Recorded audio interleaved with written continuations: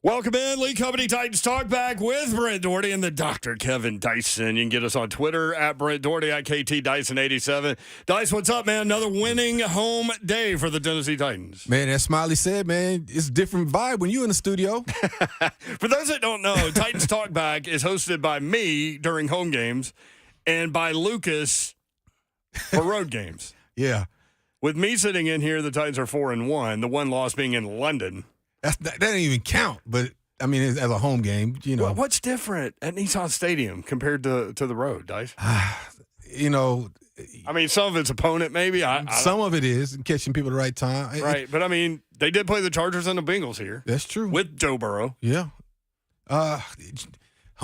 Being home, that sense of just being in front of your fans, the travel, your body, man, just whatever reason, they seem to have this year at least performed better at home. You know, Jeff used to tell us every year, you win on your home games, you split on the road, you're 12-4. And you're in the playoffs. And that was always the mentality, is you protect your home court. And that's kind of where they're at. And as long as they keep winning at home, they're going to be in that conversation. I mean, it's a lot of ifs, ands, and buts right now. But, you know, winning 4 home games or whatever you want to call it at this point in the game. But, man. Well, they play another home game next week against the Colts. We'll talk about that later in the show. But we will hit on this win, of course. Tennessee Titans 17, Carolina Panthers 10. So a 17-10 win at Nissan Stadium. If you want in, we want your reaction. 615-737-1045. We'll be here until 6:30. Walking you up until Sunday Night Football tonight. Again, Brent Dougherty and the Dr. Kevin Dyson. Lee Company, all you need. Visit them online, leecompany.com. This is Lee Company Titans Talkback, and we've got a ton to get to. 615-737-1045. Let's start with the quarterback, Will Levis. 18-28, 185 yards, no touchdowns, no interceptions.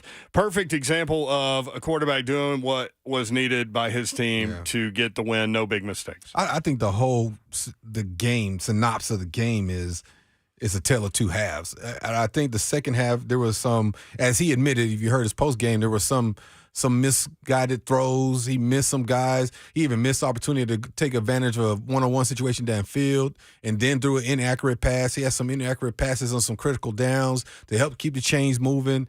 So that was kind of microcosm of the day for the Titans in general. Was the first half was very efficient. They were actually 100% in the red zone. Actually, we've been crucifying them for that all year long. And then you go in the second half, they really couldn't stack anything together. There wasn't no consistency in the drives. The one drive aside when Derrick Henry got rolling a little bit, but even then that stalled. So it was just similar to everybody's production. And you talk about where Levis is, again, numbers are not staggering, but they're not going to hurt you. That's right. In a game like this, that's what you needed right there. That's it. Yeah, he threw the one behind Hopkins coming across the field. And then the one pre-snap read, he didn't notice Hopkins on the man-to-man coverage deep down the field, and he was wide open for a touchdown. He just never looked that way. He missed a third down conversion on their sideline. He threw one, and that one, again, he's kind of back foot again. There's a couple of fundamental things that he could easily fix just watching and say, oh, I could do better. And there's one other throw I'm thinking of, too, in the second half, and he just was inaccurate with it. Well, last 2 games, he's completed almost 70% of his passes. Man, we'll take it. As a rookie playing his 5th game. Yeah. 18-28, 185. Derrick Henry, 18 of 76, 18 for 76, 2 touchdowns. The significance there. Needed just 2 yards coming in to become the 8th player in NFL history to rush for 8,000 yards and 80 touchdowns before age 30. Dang. And he got that done today. So 6 of those 8 are Hall of Famers. Wow. So Derrick Henry with a strong performance today. His over-under rush total was 70.5, so thanks to him for getting over that. 615-737. I've been saying it, 18 to 22 carries. They seem to be in their wheelhouse when they're going to have a chance to win a football game. I did a radio show in Carolina today on the Panthers radio network, and I said this feels like a Derrick Henry game because Carolina is 24th in the NFL against the run. I feel like it's going to be a 4-quarter game, which means the Titans are going to lean on Derrick. They really did, and they threw a lot. I haven't looked at the stats yet, but it felt like they threw a lot on first down today, kind of mixing up their own self-scout a little bit. He was effective, and he scored the 2 touchdowns. Yeah. And Derrick Henry at home at Nissan Stadium averaging right around 100 yards per game, and has been more effective at Nissan. Well, and you look, it's kind of staggering. I mean, it's misleading. He had 10 carries in the first half, and he ended up with 18 carries, but he ended up with 76 yards. He had 24 yards at half, and the first half was seemingly a better half. And he still didn't get a whole lot of touches from my standpoint in the type of game that it was, but they couldn't stack drives together. They couldn't stack plays together, especially in that second half. And so that to me is a little bit misleading, but at the end of the day, he still had a very productive day. 2 touchdowns, 18 carries, 76 yards. And again, you mentioned he's in that small class of individuals. Only 8 individuals before him have done it. So congratulations to him. 615-737-1045 if you want in. Titans win 17-10. I tried to give them 10 more points. 615-737-1045. Thomas in Nashville, first up on Lee Company Titans Talkback. Thomas, what's up? Hey, guys. How y'all doing? Hey, great, man. Let's go, though, man. I got 2 things I want to touch on. First thing I want y'all's thoughts on about rest of the remaining of the schedule, because I know they're not in the hunt right now, but if some things changes, what are y'all's thoughts on that? And then for like the Miami game, I think what they should do is switch Levis out and put that Tannehill play the Miami game. Your thoughts, and I'll hang up and listen. I don't know why he suggests that one. What, Tannehill playing? Yeah. Yeah, that's not happening, barring injury. Yeah, I don't know why you would even suggest it. Because he used to play for the Dolphins? Oh, maybe that's what it is. But I mean, with all due respect, they're not changing the quarterback unless injury occurs. And, okay, sitting here at 4-7, you got, 4 divisional games left, 2 with Houston, 1 apiece with Colts coming up, 1 with Jacksonville later on. And then sandwich in between all that, you have Seattle and Miami, right? Now, in the NFL, every game's winnable. You just do who outplays who, right? Because the league is about a 1-possession game apiece. But you look at those 4 games, you go 4-0 in those 4 games, doable or not, who knows, remains to be seen. Now you have a conversation of maybe having to run. That's 8 wins. That's then 8 wins. You split one of those 2 road games at Houston, at Miami, then you're 9-8. And now you might be in that conversation where we thought was no way in heck that they were ever going to make it. Now, that's a lot of ifs, ands, and buts. I'm just saying. Is that us being way optimistic? Way optimistic. But, I mean, theoretically, you would expect Levis to continue to get better. Right. Right? Yeah. So, like, 4 more games from now, what does that guy look like? And it just go to the next one. You got this one. Now start preparing for the next one. And if you get that one, it's over. Start preparing for the next one. You just got to go to the next one. Can't look too far ahead. But it's fun for us to look ahead because, man, it's exciting. We hadn't been in here with a win in so long. It's exciting to be able to even have that conversation and talk about, to actually have some relevant football to talk about. But, yeah, I mean, it's not outside the realm of possibility, but it's probably a daunting task, but it's not going to be something that we're going to be looking back here into December, 1st of January, be like, oh, they're in the playoff hunt. Now, if they are, man, albeit, we love it. Colts working with a backup quarterback, obviously, with Gardner Minshew. They have won 3 in a row coming into Nashville. Minshew Mania. He's playing well, man. Minshew Mania. They've won 3 in a row. Broncos at Texans next week as well. Broncos have won 4 straight. They're up 14-0 right now. They're playing really well. On Seattle. Bengals at Jags on Monday Night Football coming up next week. In the division, the Jags are 8-3, Colts and Texans at 6-5, Titans 2 back from second place at 4-7, 4 back from first. What's more surprising for you, the Texans being where they're at, or the Titans are where they're at this point in the season? Oh, that's a great question. Because nobody would have thought the Texans were relevant right now. They're actually looking to win the division. They're just right there. You couldn't count on a rookie quarterback having them 6-5. 615-737-1045. That's a great question. I don't know the answer to that. I'll think that one through. But listen, last year about this time, the Titans had like a 4-game lead. Yeah, that's right. Dang. So what happens if I'm just saying, what happens if Trevor Lawrence goes down? Yeah, and they start crumbling. I mean, that's literally exactly what happened to the Titans last year. Yeah, man. Now it's getting in, it's wide open. You guard Minshew's playing well, got them playing well. We see what Stroud's doing, and Levis is getting better by the week. Defense played a pretty solid game. Now their offensive line they went against was struggling, but if injuries changes the dynamics of every team, and that's why people understand how hard it is to get to the pinnacle and get to Super Bowl.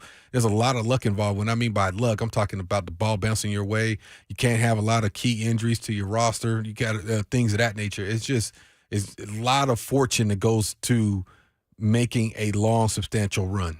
And if something like that happens with Jacksonville, I don't know how many division games they have left too, but I know they got the Titans. Want to get some reaction? Yeah, Titans win. 17-10, 615-737-1045. Brian in Nashville. Brian, what up? Hey, guys. What's going on? Yo. What's going on, man? I just left the game. I'm sitting here in this traffic right here. There's some cops flying everywhere. Yeah, be careful, bro. Be careful. But, yeah, I just wanted to touch on Chig, how good he played. He looked like the old Chig we was building up. My voice is a little gone, but Chig, he looked like the old Chig we was building up, and was he 4 for 45 today? Yep. And big play out of the backfield when he came out for that catch. And yep. I want to stand on Nissan Stadium right here. 4-0. Look here. Hey, lock these gates. Minshew ain't coming in here and doing nothing. Let's go 5-0 in Nissan Stadium. Thanks, guys. I love it, brother. Appreciate it. Be careful out there. Yeah, Chig, 4 for 45 today on 5 targets. What did you think about his game? That's kind of where you expected him to be from a production standpoint. He just seems so like a guy his ceiling was so high with his potential and his speed and his athleticism. Now, you can talk about different things, factors of him having to be a bigger role in the run game this year than he has in the past, things of that nature. I don't know what has kind of curved some of that production, but this is where you want to see. And the way the league is with matchups and things, and you look at some of these tight ends in the league of Kelsey and some of the other guys, and Ertz before him, and even before that, if you have a guy athletic, and we even had a guy here that did it for a lot of years. But if you have a guy athletic like him, they can take advantage of matchups where you either get a defense to substitute and put another secondary guy in the game to cover him, or you put him out there with a linebacker that doesn't move as well. That's what you hope for. So it's good to see him kind of get out the starting blocks a little bit today and be productive, and hopefully they can build on that for the next few weeks. Quick note, Josh Jacobs with a long touchdown run. Las Vegas, 13. Kansas City, nothing. Extra point pending. Wow. I'll take those fantasy points, too. 60-yard touchdown run. I'll take them. I don't know what happened on the first one. I'll look it up. 615-737-1045. Steven in Nashville next up. Lee Company, Titans Talkback. Steven, what's up? Yeah, I just wanted to comment on I felt like there were some opportunities to catch DeAndre Hopkins on a few on a few passes, and I was just wondering, is he really trusting the fact of a relationship with DeAndre in reference to the fact that you can throw it up and he can get it? Appreciate it, man. Yeah, 3 catches, 49 yards. He tied for the team lead in targets today. Yeah. I don't think it's a trust thing between Levis and him. I think he actually looks to feed him, probably so much so to his detriment. I think in a couple of cases that I'm thinking of is where I didn't think he let the play or the route develop enough. Maybe some of that is, I'm going to say fear. I don't mean it like that, but the fear of being in there because of the makeshift offensive line and the inconsistency up front. So he's not taking the time that he once did to sit there and hold on to the ball. And I bet you this week in practice, there was emphasis on not holding on to the ball, not holding on to a route too long that you miss another opportunity to extend drives. And maybe he was a little quick on there. There was one in particular in the second half where D-Hop killed the guy. He had, when you talk about separation in the NFL, we're talking about a shadow's length of a separation. He had a good full 3-4 yard separation, which is probably going to be a touchdown in the league. And he came off of that way too soon and threw it and ended up throwing an inaccurate ball that didn't move the chains, and they were off the field. So I don't think it's a trust thing.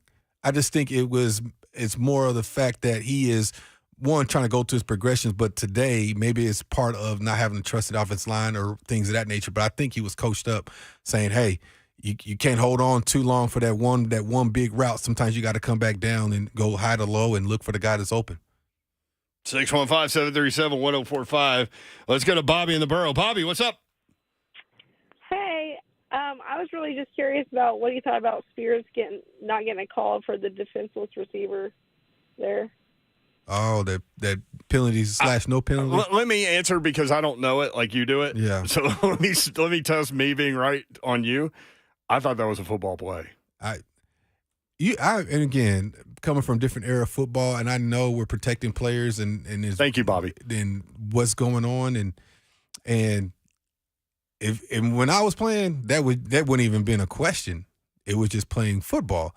But in context of where we're at now, I thought it was a penalty. You did, okay? Because in the moment I was like, well, what's he supposed to do there? Just stop, let him catch it, and then tackle him? But that's the way of the league now. I don't know. Right? Again, man, I just don't know the definition. You should have been able to play now, man. I'm telling you, with the rules as they are for receivers. I'm telling you, the receivers had the fear factor is there, but not to that level. It's not heightened. Like you going across and you hear Ray Lewis breathing in your ear, just waiting for you to catch the ball. You know what I mean? That's why I wanted to ask you for a second. Because I wanted to test myself on that one. I don't know. I don't know, man.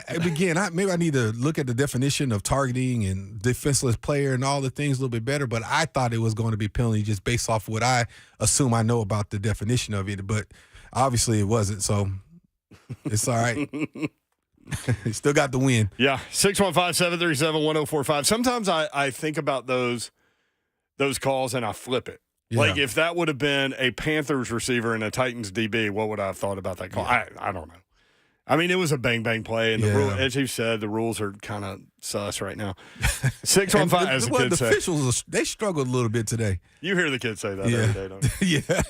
They were sus. Yeah, being sus, Brent. 615-737-1045. Peanut in Memphis. Peanut, what up? What's up, big guys? How y'all doing? Yo, what's going on, man?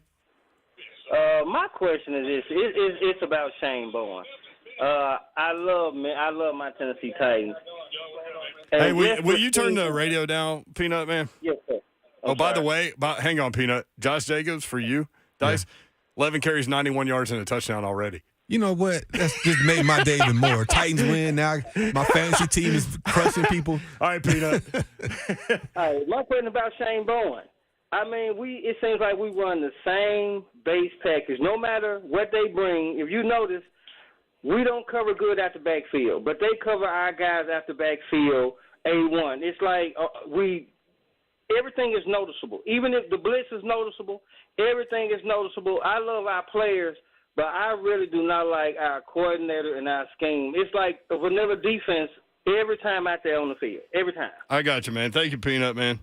Hold Memphis down for us. 615-737-1045. Here's the thing. Titans defense did what they had to do today. Yeah. They held an NFL team to 10 points. Yeah. They held the Panthers to 258 yards. That's 3.9 yards per play. They sacked the quarterback 4 times. They had a strip sack, which ultimately won the game. Arden Key with the strip sack there. Good to see him out there running around. Yeah. But you know what was big man athleticism. Big Jeff running at full speed, and he picks up the ball in a short hop and heads down the field. He's different. He's different, Bill, big boy. But you know what? I've said it on this show before, and the term that's going around now is complementary football. And I haven't used that context. I've been saying, sometimes when, as from a defense, the numbers are screwed because you are – playing with short field because your offense turned the ball over or they're not moving the chains or you got a bad punt. And so now you got to protect the short field. Well, in context to that, you look at what the Titans defense was able to do today. They were able to complement whatever in contrast to what the offense was able to produce. They actually created a short field for the offense today and was able to expand the lead. In the second half, though, you look at somebody having a whole court. Now, Carolina got the ball moving a little bit. And I think they had the ball well over close to 20 minutes in the second half, something like that, something crazy.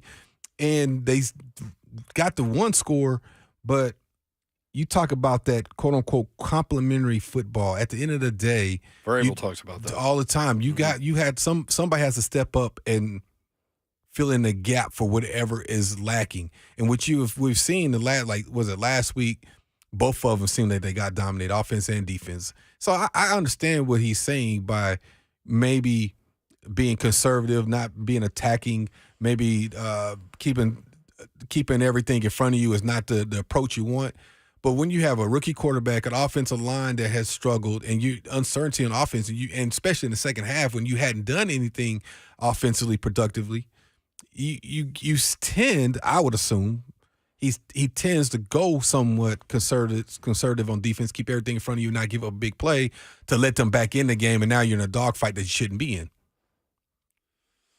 Take a quick break. Offer more of your thoughts, your reaction. Titans win 17-10 over the Panthers. Big one coming up next week against the Colts. 615-737-1045. This is Lee Company Titans Talkback. Lee Company, all you need. Visit them online at leecompany.com.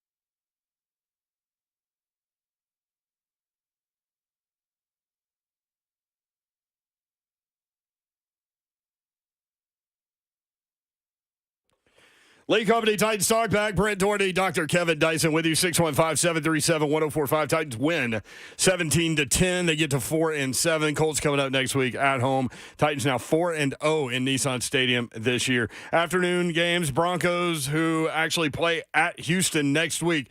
Broncos have won 4 games in a row. They lead Cleveland 14-3 at home right now. Rams 28. Arizona Cardinals 8. Late in the second quarter there. Raiders 14. Chiefs just scored to make it 14-7 Raiders. And the Bills, Josh Allen with a touchdown run to give the Buffalo Bills a 3-point lead over the Eagles 10-7. The game coming up tonight, Ravens at Chargers. Ravens a 3-point favorite in that game. Be a good game. Baltimore at 8-3, Chargers at 4-6, and Brandon Staley, the Chargers head coach, going, I don't know what he was doing last week in the post-game presser. It just kind of hitting one of those moments for coaches in the league that are about to get fired. So we'll see what happens there. Blow up. Yeah, 615-737-1045 if you want in. That's 615-737-1045. We mentioned Big Jeff today, looking like Big Jeff. 5 tackles. He had one of his days. 5 tackles, a sack, 3 tackles for a loss, and a fumble recovery for Big Jeff. And he got in the backfield one time where it was one-on-one with Cade Mays, who used to play at Tennessee and Georgia. And he got him between the shoulder pads and, lifted him up and threw him to the side and went after the quarterback. A little kid. Yes, and then Cade Mays left the game. I mean, when you treat a 300-pounder like a rag doll. Yeah. That's how Reggie White used to treat linemen. Remember how Reggie White used to come off the edge and throw guys? Oh, my gosh, yes. The minister of defense. Throwing former ball dice. I know. Oh, that's right. I forget. But he used to throw grown men like they were kids, man. And that was reminiscent to that. That's kind of what it reminded me of going on old Reggie White. By the way, Amani Hooker with 11 tackles to lead the team. He will join 3HL tomorrow at 3:30. So Titan safety Amani Hooker joins 3HL at 3:30. Titans now with 40 team sacks on the season. More on that in just a second. 615-737 positives for the year. 1045. Yeah, I mean, you got to turn these things. Yeah, it's good to win one. It's been a minute. 3 straight road games. It's been forever. Yeah, but Autry's at what, 7.5 now? 8. Wow. So here's Danico. I'm glad you brought him up. I was going to bring him up later. Yeah, you'll appreciate this. So Danico Autry now has 8 sacks. He is the first Titan to have 3 seasons in a row of 8 sacks or more since the Freak. Really? How about I was going to say Van der Bosch, but not even Van der Bosch? Injuries, I think, with them. But oh, wow. 3 straight seasons of 8 sacks or more for Danico Autry, and obviously there are several games left. Which is crazy. His name's not even mentioned in a lot of conversations of the defensive line. Unrestricted free agent, too, by the way. But they just paid Landry, though. And Big Jeff not too long ago. So, we'll see. Yep. 615-737-1045. Christian Fulton, unrestricted free agent. Yeah.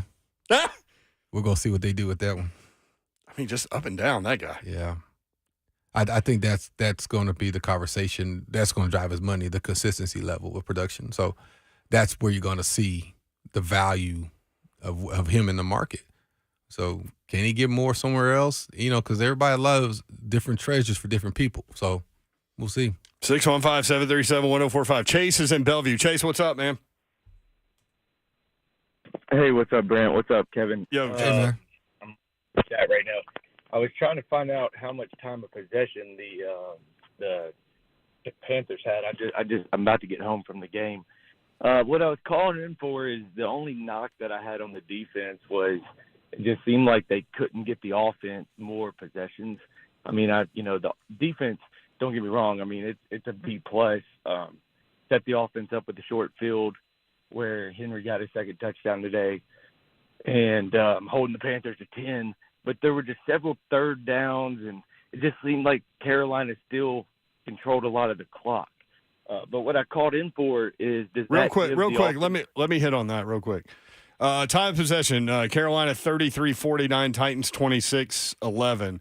To Dyson's point, I think, and I don't have it in front of me, I think a lot of that came in the second half with Carolina's time of possession. I got that for you. Carolina at halftime 14-23 to the Titans 15-37. Significant. At first half. The first half. 14, so 8 18 or so in the second half. Yeah. Third down conversions, Panthers 6 for 16.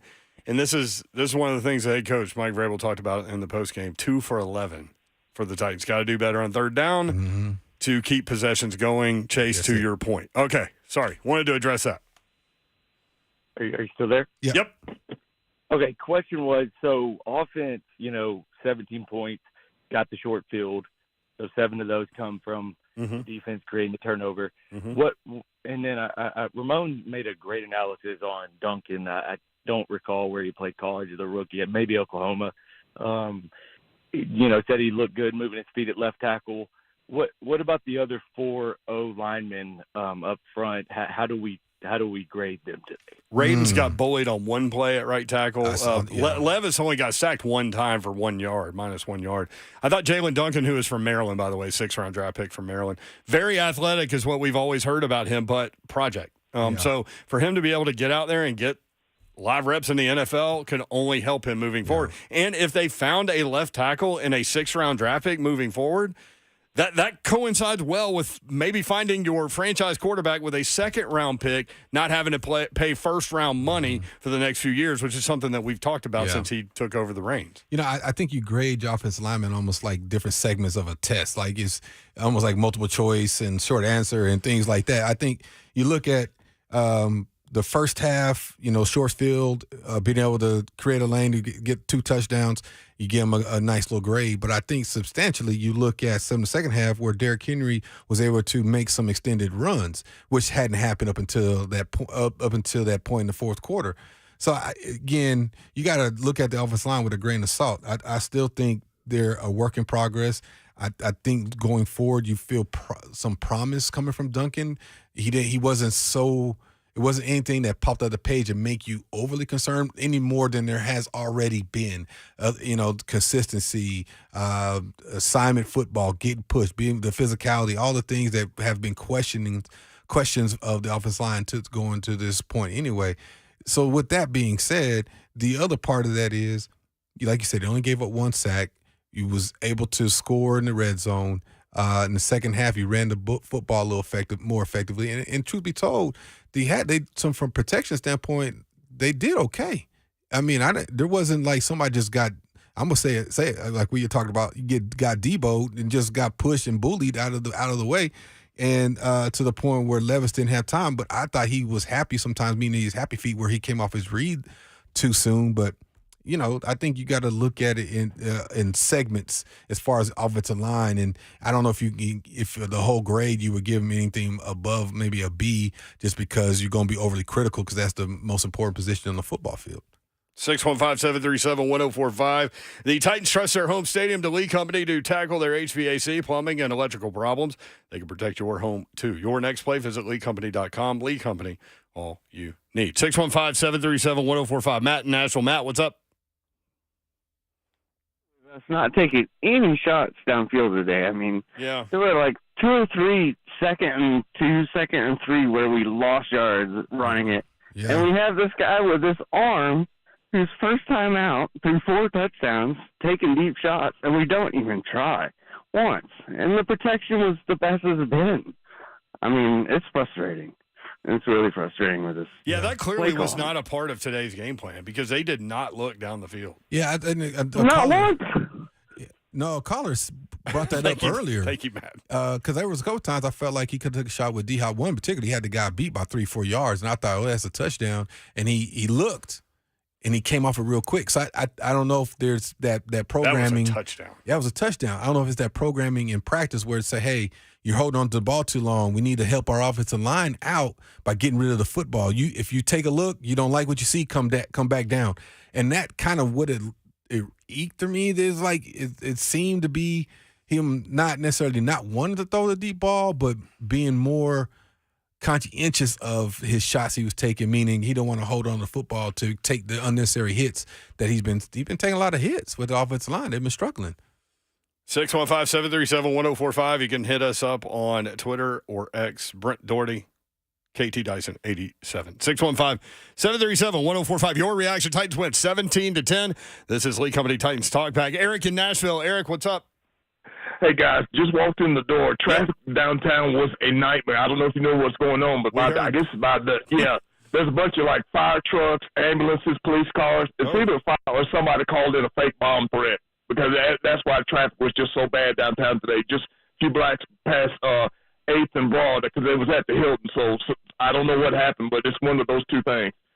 Guys, as far as the deep ball, there were a couple of times that they tried. I know there was one pass that was behind DeAndre Hopkins, and also there was another one where I think receiver dropped the ball. Also, a shout out to the Titans organization, Trey Adkins with the national anthem, Lee Wood singing "God Bless the USA," all the salutes they did, and also Brian Arakpo. Just great atmosphere at the game today. But just a couple other observations, guys. Nice drive where we took 10 minutes off the clock on the second drive to get the touchdown. Also, that play. It definitely, even though they picked up the flag, it was clearly helmet to helmet with Tajay Spears and the defender. I mean, luckily he didn't have a concussion, because I heard where on the radio where Coach Mack was saying that he smiled. Derrick Henry, coach says, "I'm coming back in." He came back in the next series, so luckily he wasn't hurt. And also defense too.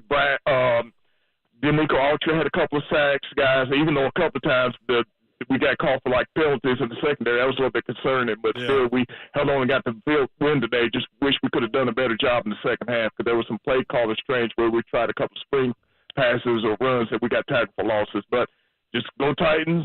Y'all guys take care, and we'll talk again soon. Yeah, 17 at halftime, Dice. I was thinking, okay, another couple of touchdowns, you get to 31. They haven't been over 30 in forever. You know, I didn't think that was a lot to ask. Yeah, or even one more. Yeah, 24 would have been something that we hadn't seen in a long time. Yeah.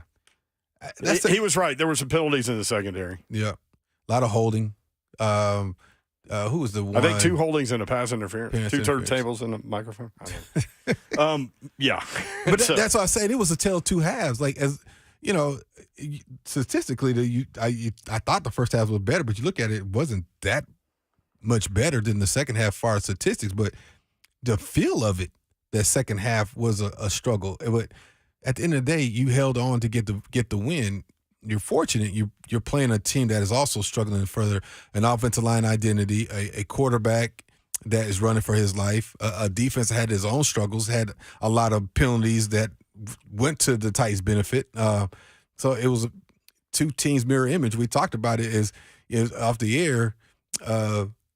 What is their call-in show talking about right now with the Panthers? Like, they just listen. Their defense did what they needed to do. Exactly. I mean, if you think about it, in the second half, we keep looking at this from a Titan perspective, but they shut the Titans out in the second half. They don't have the quarterback play right now to get it done. They just don't. They don't. Bryce Young does not look like an NFL quarterback to me. He struggled. Not that he won't be. I'm just saying right now. Here's the other thing.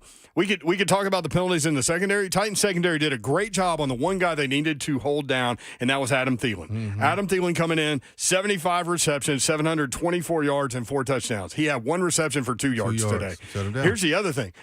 He is second in the NFL, Adam Thielen, second in the NFL in third down receptions, 1 catch today. They did a great job on him. Also, good to see Sean Murphy-Bunting out there. I know he had 1 penalty, but with him back out there enables Roger McCreary to play inside, who I think had a really good game. Yeah. You know, and again, that's where he is more comfortable. More comfortable. We look at all the positives and things of nature. But again, I'm glad you said that. If you look at it from the other side of the coin, Carolina could have the same kind of conversations. It wasn't like they played terribly bad. It was just they didn't have enough possessions. They couldn't stream any kind of consistent offense together. You know, but you look at, they had some long drives, some 14 plays, 11-minute drives. They just can't push it in the end zone. Push the end zone. Mm-hmm. And I mean, here you go. That was the first matchup for that draft class with Bryce Young against Will Levis, and the second rounder got the best out of the first overall pick. We'll take it. 615-737-1045. He's unfortunate for Will. He's got 2 against. I would say probably rookie of the year right now in Stroud. And I don't know who's going to take that away from him right now. Right. He's going to He's probably going to be Pro Bowler from the AFC. Yep. Cedric in the Borough next up on Titans Talkback. Cedric, what's up? Hey, man, it's always good to hear from Eric, man. But, Mayor, is Eric really Club Shay Shay, Uncle Shay, man? Because he sounds a lot like him on the phone, man. I don't know. I'm just saying. Snort. Hey, listen, Diana Rossini ruined my holiday by saying Mike Vrabel is going to be retained. Here's another example, man, of a poorly coached team. We beat the worst team in the league by 7 at home, and we got lucky with 2 phantom calls on the offensive line where Bryce Young scrambled out, kept drives alive. We continue to get holding calls on 3rd and 4th down. Dude, it is literally the same thing week after week after week. And if Vrabel is going to be retained, Katie, tell me what you think about this, man. If Robert Salah is fired, he's got San Francisco ties. Can Rand dictate, hey, man, we need to bring this guy in as a D coordinator? Possibly. I don't know, man. But this team feels like the guy that can't hit his driver at Gaylord, and then he goes out to McCabe, and he's still slicing the driver, but he's like, oh, I hit my driver great, man. All right, bro, I'm out. Are you really surprised that they're retaining Mike Vrabel? I mean, we've talked about this. Like, don't you think he deserves, like, some grace to get a Rand Carthon roster going? Coming off of absolutely not. Well, okay. Well, I mean, listen, we all have our opinion. I'm just saying, like, I didn't think there was any way they were getting rid of him. Yeah. I'm more surprised that you're surprised, I guess. Yeah. Not that you think he should be gone. Mayor, I'm depressed, man. Katie will tell you, man, I'm depressed, man. I'm out, dog. I can't talk about it, man. I don't want you to be depressed, Cedric. No, hey, Sid, I hear you, man. I've talked to Sid about it, man, off air. And we talked, and here's the thing. I get what everybody's frustration is, and you want it. Again, we're in that culture of instant gratification. You want to win now. 4-14 in their last 18. And, and that number's going to follow him around for a while because there's a 10-win gap in there. And I go back to when he was hired, when he took over from Malarkey, and the Titans were calling for Malarkey's head, and he went back to back, went to the playoffs. Won a playoff game on the road. Exactly. And then they called for his head and brought in a little-known commodity, a guy who had never been a head coach, who had ties to New England and their success, and he touched the cloak of Belichick. And then we were all – and he kept winning. And now we're on a lean year, or a year stretch, I should say, because as you mentioned, they had a 4-game league going to this point last year, but they're in a lean stretch, and now it's off with his head. Well, I think the Titans and Amy Adams threw that line in the sand when they got rid of JR last year, and they said Vrabel's our guy, and let's get a guy that come in that will collaborate and will and work together to find a roster that's going to be successful. So this year is a year of development of that relationship and this roster. I truly believe he's back next year, barring him losing. Well, he didn't lose all the rest of the games this year anyway. He won today. Yeah, buying something, barring something horrific like you're suggesting. He's back next year. Now, will the pressure be on him next year? Absolutely. Yep. With 100%, and it should be. Time for the Kroger Sacks for Cash. The Titans have 4 more sacks today. That's $400 more. That's 40 sacks. So help me do the math there, Jackson, as the Titans Sacks for Cash program is underway. Courtesy of Big Jeffrey Simmons today. Arden Key had the strip sack. Danico Audrey had 2, so now he has 8 on the season. Kroger's donation to Second Harvest Food Bank of Middle Tennessee now stands at $4,000. There he goes. Every time the Titans sack the opposing team's quarterback, Kroger donates $100 to Second Harvest Food Bank of Middle Tennessee from Kroger. Through its Zero Hunger, Zero Waste plan, Kroger is committed to ending hunger in our communities. 4 sacks today for the Titans. They only give up 1. 615-737-1045. You want in. Lee Company, Titans Talkback. More of your reaction. Titans win 17-10.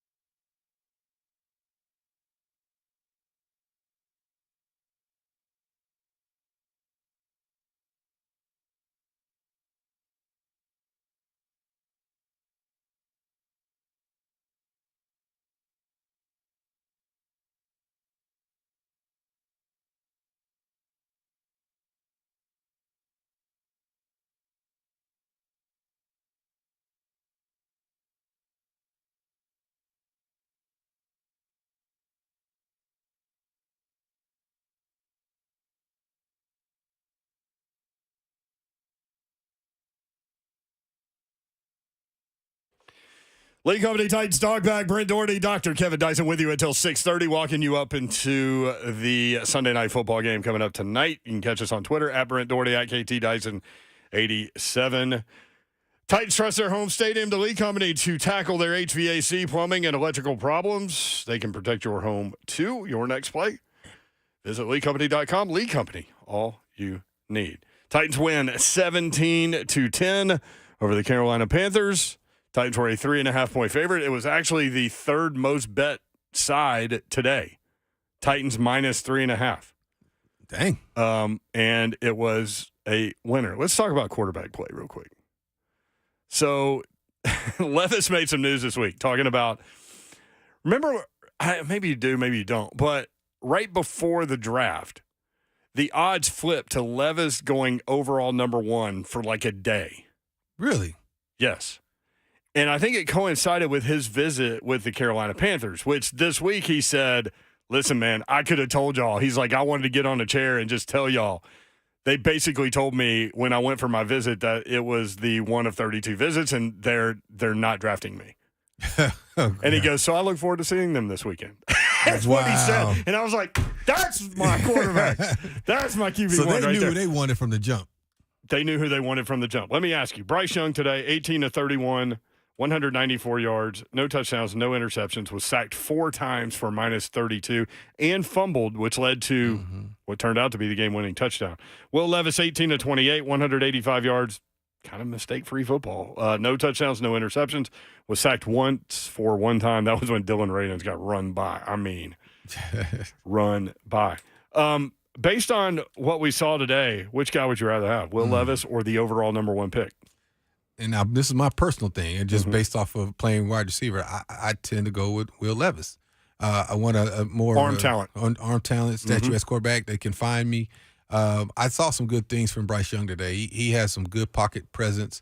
He probably has to, being 5'10". He's just small. He's real real small. And then, people are going to say, well, so was Drew Brees. He wasn't a giant quarterback, but Drew Brees was special. Like, he understood the game unlike very many others. Let me give you, as an example, the best small quarterback in the history of the league. That's not really fair to Bryce Young, right? Right. Yeah. I mean, because Drew Brees is his own guy. His own guy. Okay, let's go with a guy that I think you compare him to, Doug Flutie. Okay.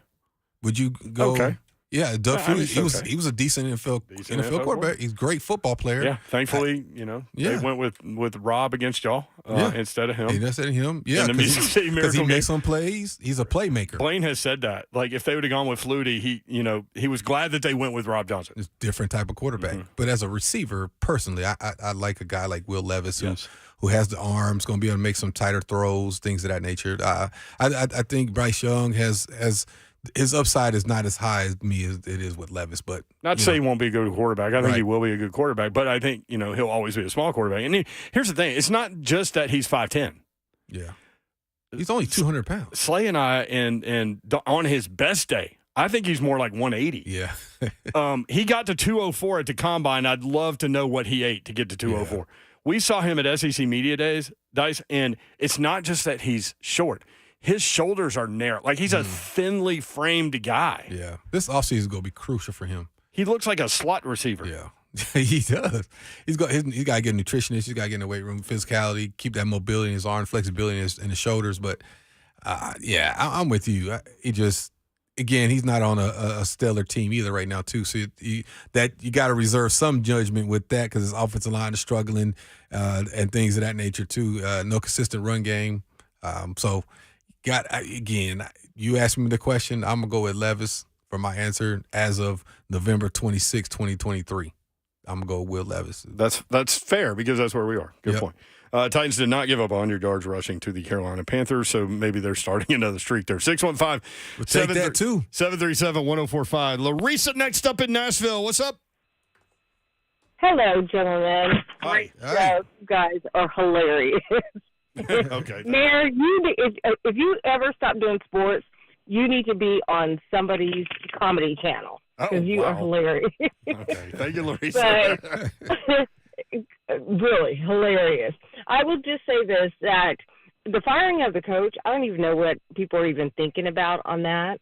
It's nice to have the energy back. The Nashville fans are extremely passionate, and enthusiastic, and that's so great because this is literally a sports city. But stop talking about firing the coach, because when people are doing that, I'm like, what's the status of your work situation when you make a mistake or you didn't make a right call? Just ease it up a little bit, support the team, and, just tighten up. It's really not that serious. There's still meat on the bones. Thank you, Larissa. I would get you in contact with my agent, except for I don't have one. So. Bye. Right. Well, what did say would be interesting conversation is if Saleh was let go from the Jets, which I don't see that happen either. But what I don't either, because listen, Aaron Rodgers is coming back, and I think Aaron Rodgers chose Robert Saleh, and that's part of why he went to New York. Exactly. Now, if Aaron Rodgers wants him gone, he'll be gone. Yeah, and if he's available as a D coordinator, that's an interesting conversation. Do you go after somebody like that as a that is interesting, because Vrabel and Shane Bowen are tight. Yeah. So I know jobs in this league go beyond that, but people are going to ask him to do something. If Vrabel's struggling big next year, I think that's when the real conversation is going to happen. Yeah. People are going to talk now because of 4-14 the last 18. Yeah. People are going to talk. They're unhappy, and that's fair. I think it's fair to have the discussion. I'm not surprised they're bringing him back. I didn't see Diana Rossini's report today, but Cedric brought that up. That she had reported that he will be retained. There's a thin line between that paycheck and friendship, man, in this business. And we've seen it a time or two. We've seen it here. We go back to Malarkey. Even Jeff Fisher did something to that effect, right? They're loyal to their guys who are loyal to them. A fault. Yes, to a fault. Yes. But you see some other coaches, Tomlin and guys, they're like, you know what? This ain't working. They fire them mid-season. So there's something to say about guys that actually have an honor code in this business, because a lot of guys do not have that. Now, Steelers to what end? Steelers, Bills just fired their offensive coordinator. And both of them are playoff contenders. Yes. So that's what I'm saying. So that's what's going to be interesting in the offseason to me, is to what are those moves from a coaching staff? Who's jumping on that sword as to say, this is not working for us to move in the direction we want to go to? Do you think a win today saved somebody's job? Could you have seen, had they lost to a one-win team, could you have seen some movement on that staff? Yes, and maybe starting at the top. But I still think there's going to be some long conversations and some movement. And I think Lucas said it last show, there was 8 moves last year. So what do? You had to have some level of consistency as well. So that's 25% of the league. Yeah. So More League Company Titans Talkback. When we come back, Brent, Dougherty, Dr. Kevin Dyson, more of your reaction. If you want in, we have a couple of lines open. 615-737-1045 is the number. 615-737-1045. League Company, all you need. Visit them online at leaguecompany.com.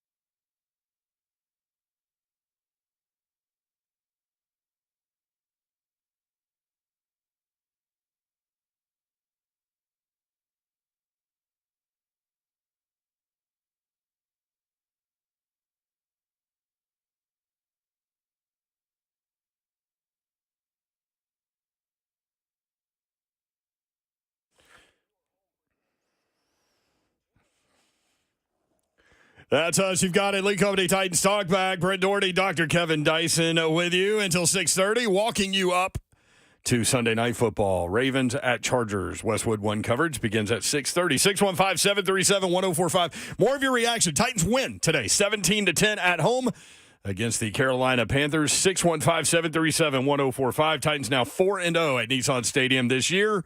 Will Levis, undefeated in his career as a starter at Nissan Stadium. How about that? Just go ahead and start that one. I like the silver lining comments, you know. I usually have them. They're well thought out. We'll take it. Sometimes I have to dig deeper than others, but there they are. Another one, as I mentioned earlier, Danico Autry, 2 sacks today, gives him 8 on the season. He leads the team. First time a Titans player's had 8 or more sacks in 3 consecutive seasons since your teammate, the freak, Kevin Dyson. Crazy. How about that? Van der Bosch, none of them, huh? Mm-mm. Wow. What was it like standing on the sideline with that guy running around out there? Who, Javon? Yeah. You knew you see something special. Yeah, you always had to be ready. Yeah. he may turn it over. I remember, I think it was the Browns or the Chiefs. I can't remember who it was, but I remember it was a 3-step drop. He got off at the snap of the football. Before that tackle can even set his feet, he was getting the sack. And you're like, whoa, that's different. He played safety in high school, Yeah. So did Keith Bullock. Keith Bullock played safety. Keith Bullock played safety at Syracuse. Athletic. Again, this is a whole nother show, but Keith is one of the most underrated linebackers of his era. For sure. He just was in a linebacker era. You look at the guys in his time that were playing, Ray Lewis, Urlacher. There were so many guys that had built up the namesake that he was hard for him to push through. He told us not too long ago that he could tell pretty early in a game if he had been game planned or not, basically. And if he hadn't been, he took it as a sign of disrespect. Yeah. He's like, I want the smoke. Bring it. Yeah. That's what I'm talking about. Did you play DB in high school? Yeah. In college. My freshman year, I did You both. played in college? I was recruited as a DB, corner safety. Wow. And then a couple schools said, you might be a college receiver. I was in a wing tee, played tight end. It's the only thing in my time I played offense. Were they telling you couldn't turn your hips quick enough? Or no. What were they? I was recruited as a DB. I'm just messing with you. I was that. No. And me and Blaine talk about it. I said, man, a lot of times I wonder how I would have done if I'd flipped over. Really? And then the Kyle Whittingham, another head coach of Utah, he recruited me out of high school at another school. When he came there, he tried to get me to do both. But Fred Graves and Ron McBride, Fred Graves used to be receiver coach here, but also coaches here at Utah. They wouldn't let me do it. I was punt returning, I kick returned, I was the holder, and it's like that's a little too much. So he wouldn't let me play both ways. Wow. Yeah. I can't believe I've never asked you that before. That's really interesting. Yeah, I wasn't even recruited as a receiver. I had to work at it. So if one college coach would have allowed you that opportunity, you could play both ways. I would have played both ways. Yeah. And everybody said, you might be okay college receiver too. Because I was being recruited as a DB. Yeah, safety and corner. I remember them trying to get Samari roll the ball on offense a little bit. Pack a little bit. Pack. Corner from USC. Now at the Giants. Well, went to the Giants after here. Oh. Adoree Jackson. Yes, Adoree Jackson. Another one. Athletic, very skilled, very talented. Dyson. Don't let me sit over here and cut on you, man. Nah, I had all the skills, man. Pay the piper plus all the bills. Titans trust their home stadium, the Lee Company, to tackle their HVAC, plumbing, and electrical problems. They can protect your home, too. Your next play, visit LeeCompany.com. Lee Company, all you need. Derrick Henry today, 18 carries, 76 yards, and 2 touchdowns. Titans are 4-0 at home. Another home game next week. It's been a while since they've been able to play one here and sleep here and play another one here. Yeah. Does that make a difference? Yes, especially if you're doing long travel trips. Like the ones, Jacksonville, not that very long. Atlanta, obviously, is not a long trip. Indianapolis, not a bad trip. But you start talking about the West Coast trips, the far East Coast trips. You're on a plane, especially big guys, 6'7", 300-pound guys. Like, and your body is coming down from being beat up, and you're just sitting on the plane, and the pressure in front of the plane, you're stiff.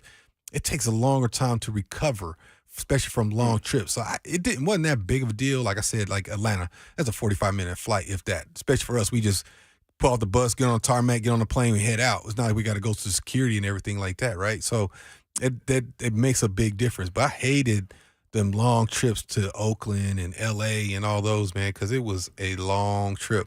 Do you think that it will benefit the Titans having come off 3 consecutive road games where you play the road game, you fly back home, you get ready that week, you have travel plans again to fly out. But now they play at home. They practice at home. They played at home. Now they'll practice at home and play at home again. That's got to be somewhat of just, I don't know, maybe an inner clock thing where, you're more back to normal and back to schedule. Yeah. And I think, one, too, you've had some success home, too.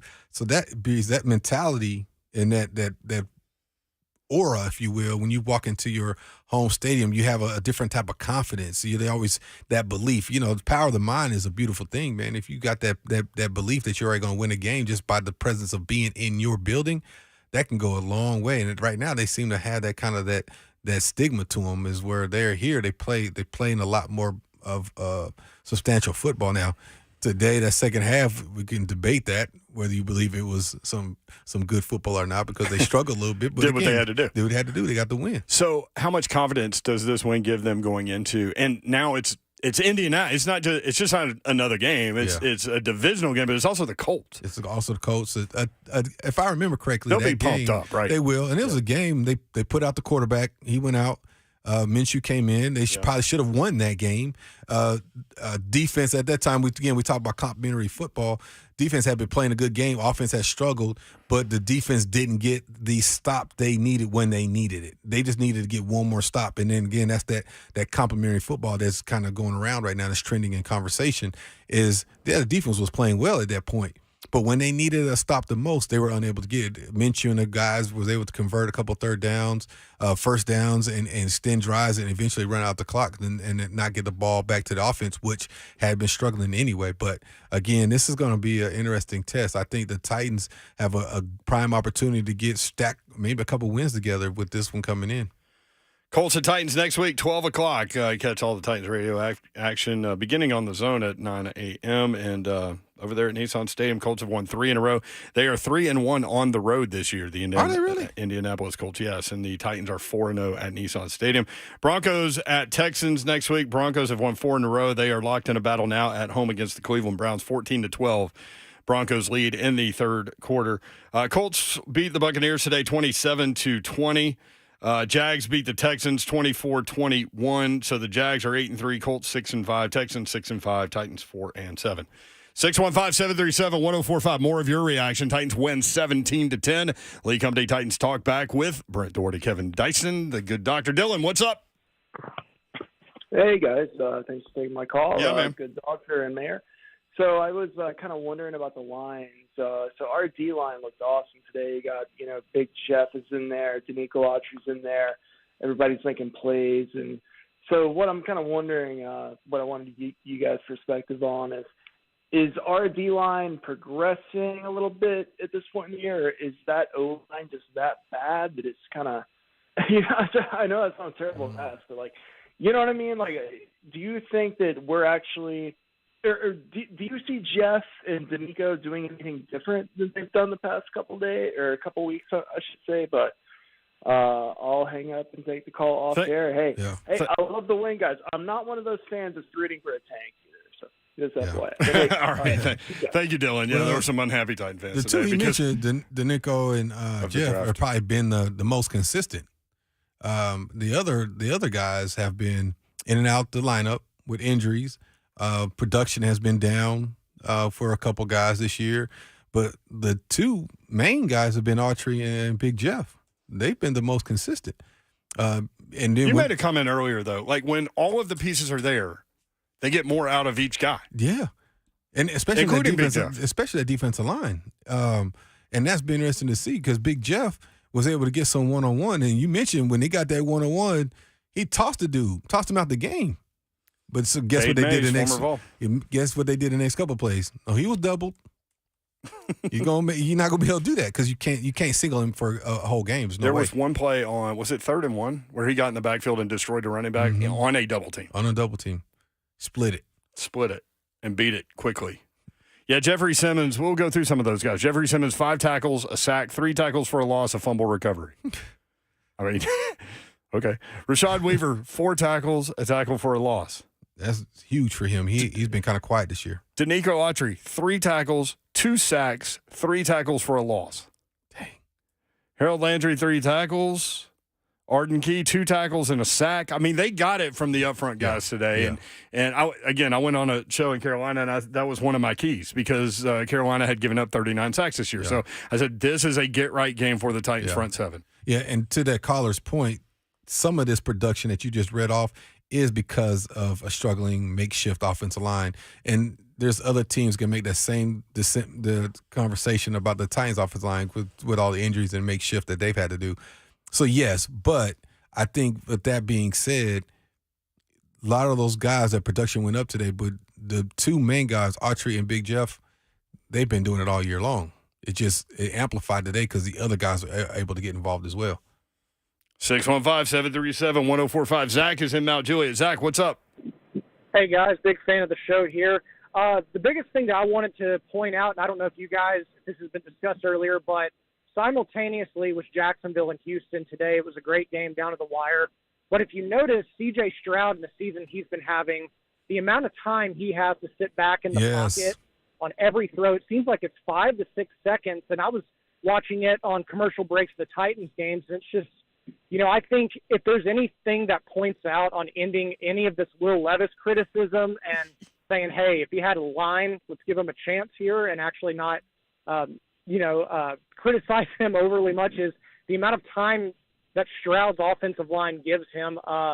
That's just one thing I noticed, and I wasn't sure if you guys noticed that, and wasn't sure if you're able to shed a little bit of light on how big of an offensive line for that is. Yeah, Stroud has 2 of the best tackles in the game. So, that is a big difference from what you saw today with what Bryce Young had to deal with and what Will Levis has to deal with every week. I thought the offensive line held up pretty well today. I was going to say, we got to give him a little bit of credit where credit is due. I thought this was a better game than what we've seen probably the previous 3-4 games, at least. Easily since Levis has been out. Yeah. And so we got to give them their credit for that. I think from maybe the Atlanta game. Yeah. Since then, yeah. But overall, from a season with all the movement, all the injuries, the in and outs, the suspensions, and whatever else there has been as part of that offensive line transition, today was one of their better games. And in retrospect, too, I think you look at the second half from running a football, and there was times when Levis had time to make some throws. I just think he didn't hold on enough to let things develop and things of nature, or miss some throws, and they did some things. So we got to give them a little bit of credit today. Now, they're not playing at that level of Houston, obviously, right now, because Stroud is on a whole nother atmosphere right now. In any quarterback in this league, if you have any kind of talent, if you let me be back there and just play 7-on-7 football, I can just put the ball where I want to. Any quarterback will look good doing that. I'm not diminishing anything Stroud's done this year because he has. No, he's been awesome. He's been awesome. He's got comeback wins. Mm-hmm. He's last minute drives. He's done it all. He looks like the real deal. That drive against the Buccaneers, I was watching that on Red Zone, and I mean they played that whole drive basically. I mean just surging down the field. And I mean name their receivers. I mean no disrespect. Right. No disrespect to them. And again I mean, you talked about it off air, like who's the best quarterback in this division right now? And people would say Trevor Lawrence, but I don't know if people say that with confidence right now and not be Stroud. Talking to people around the league,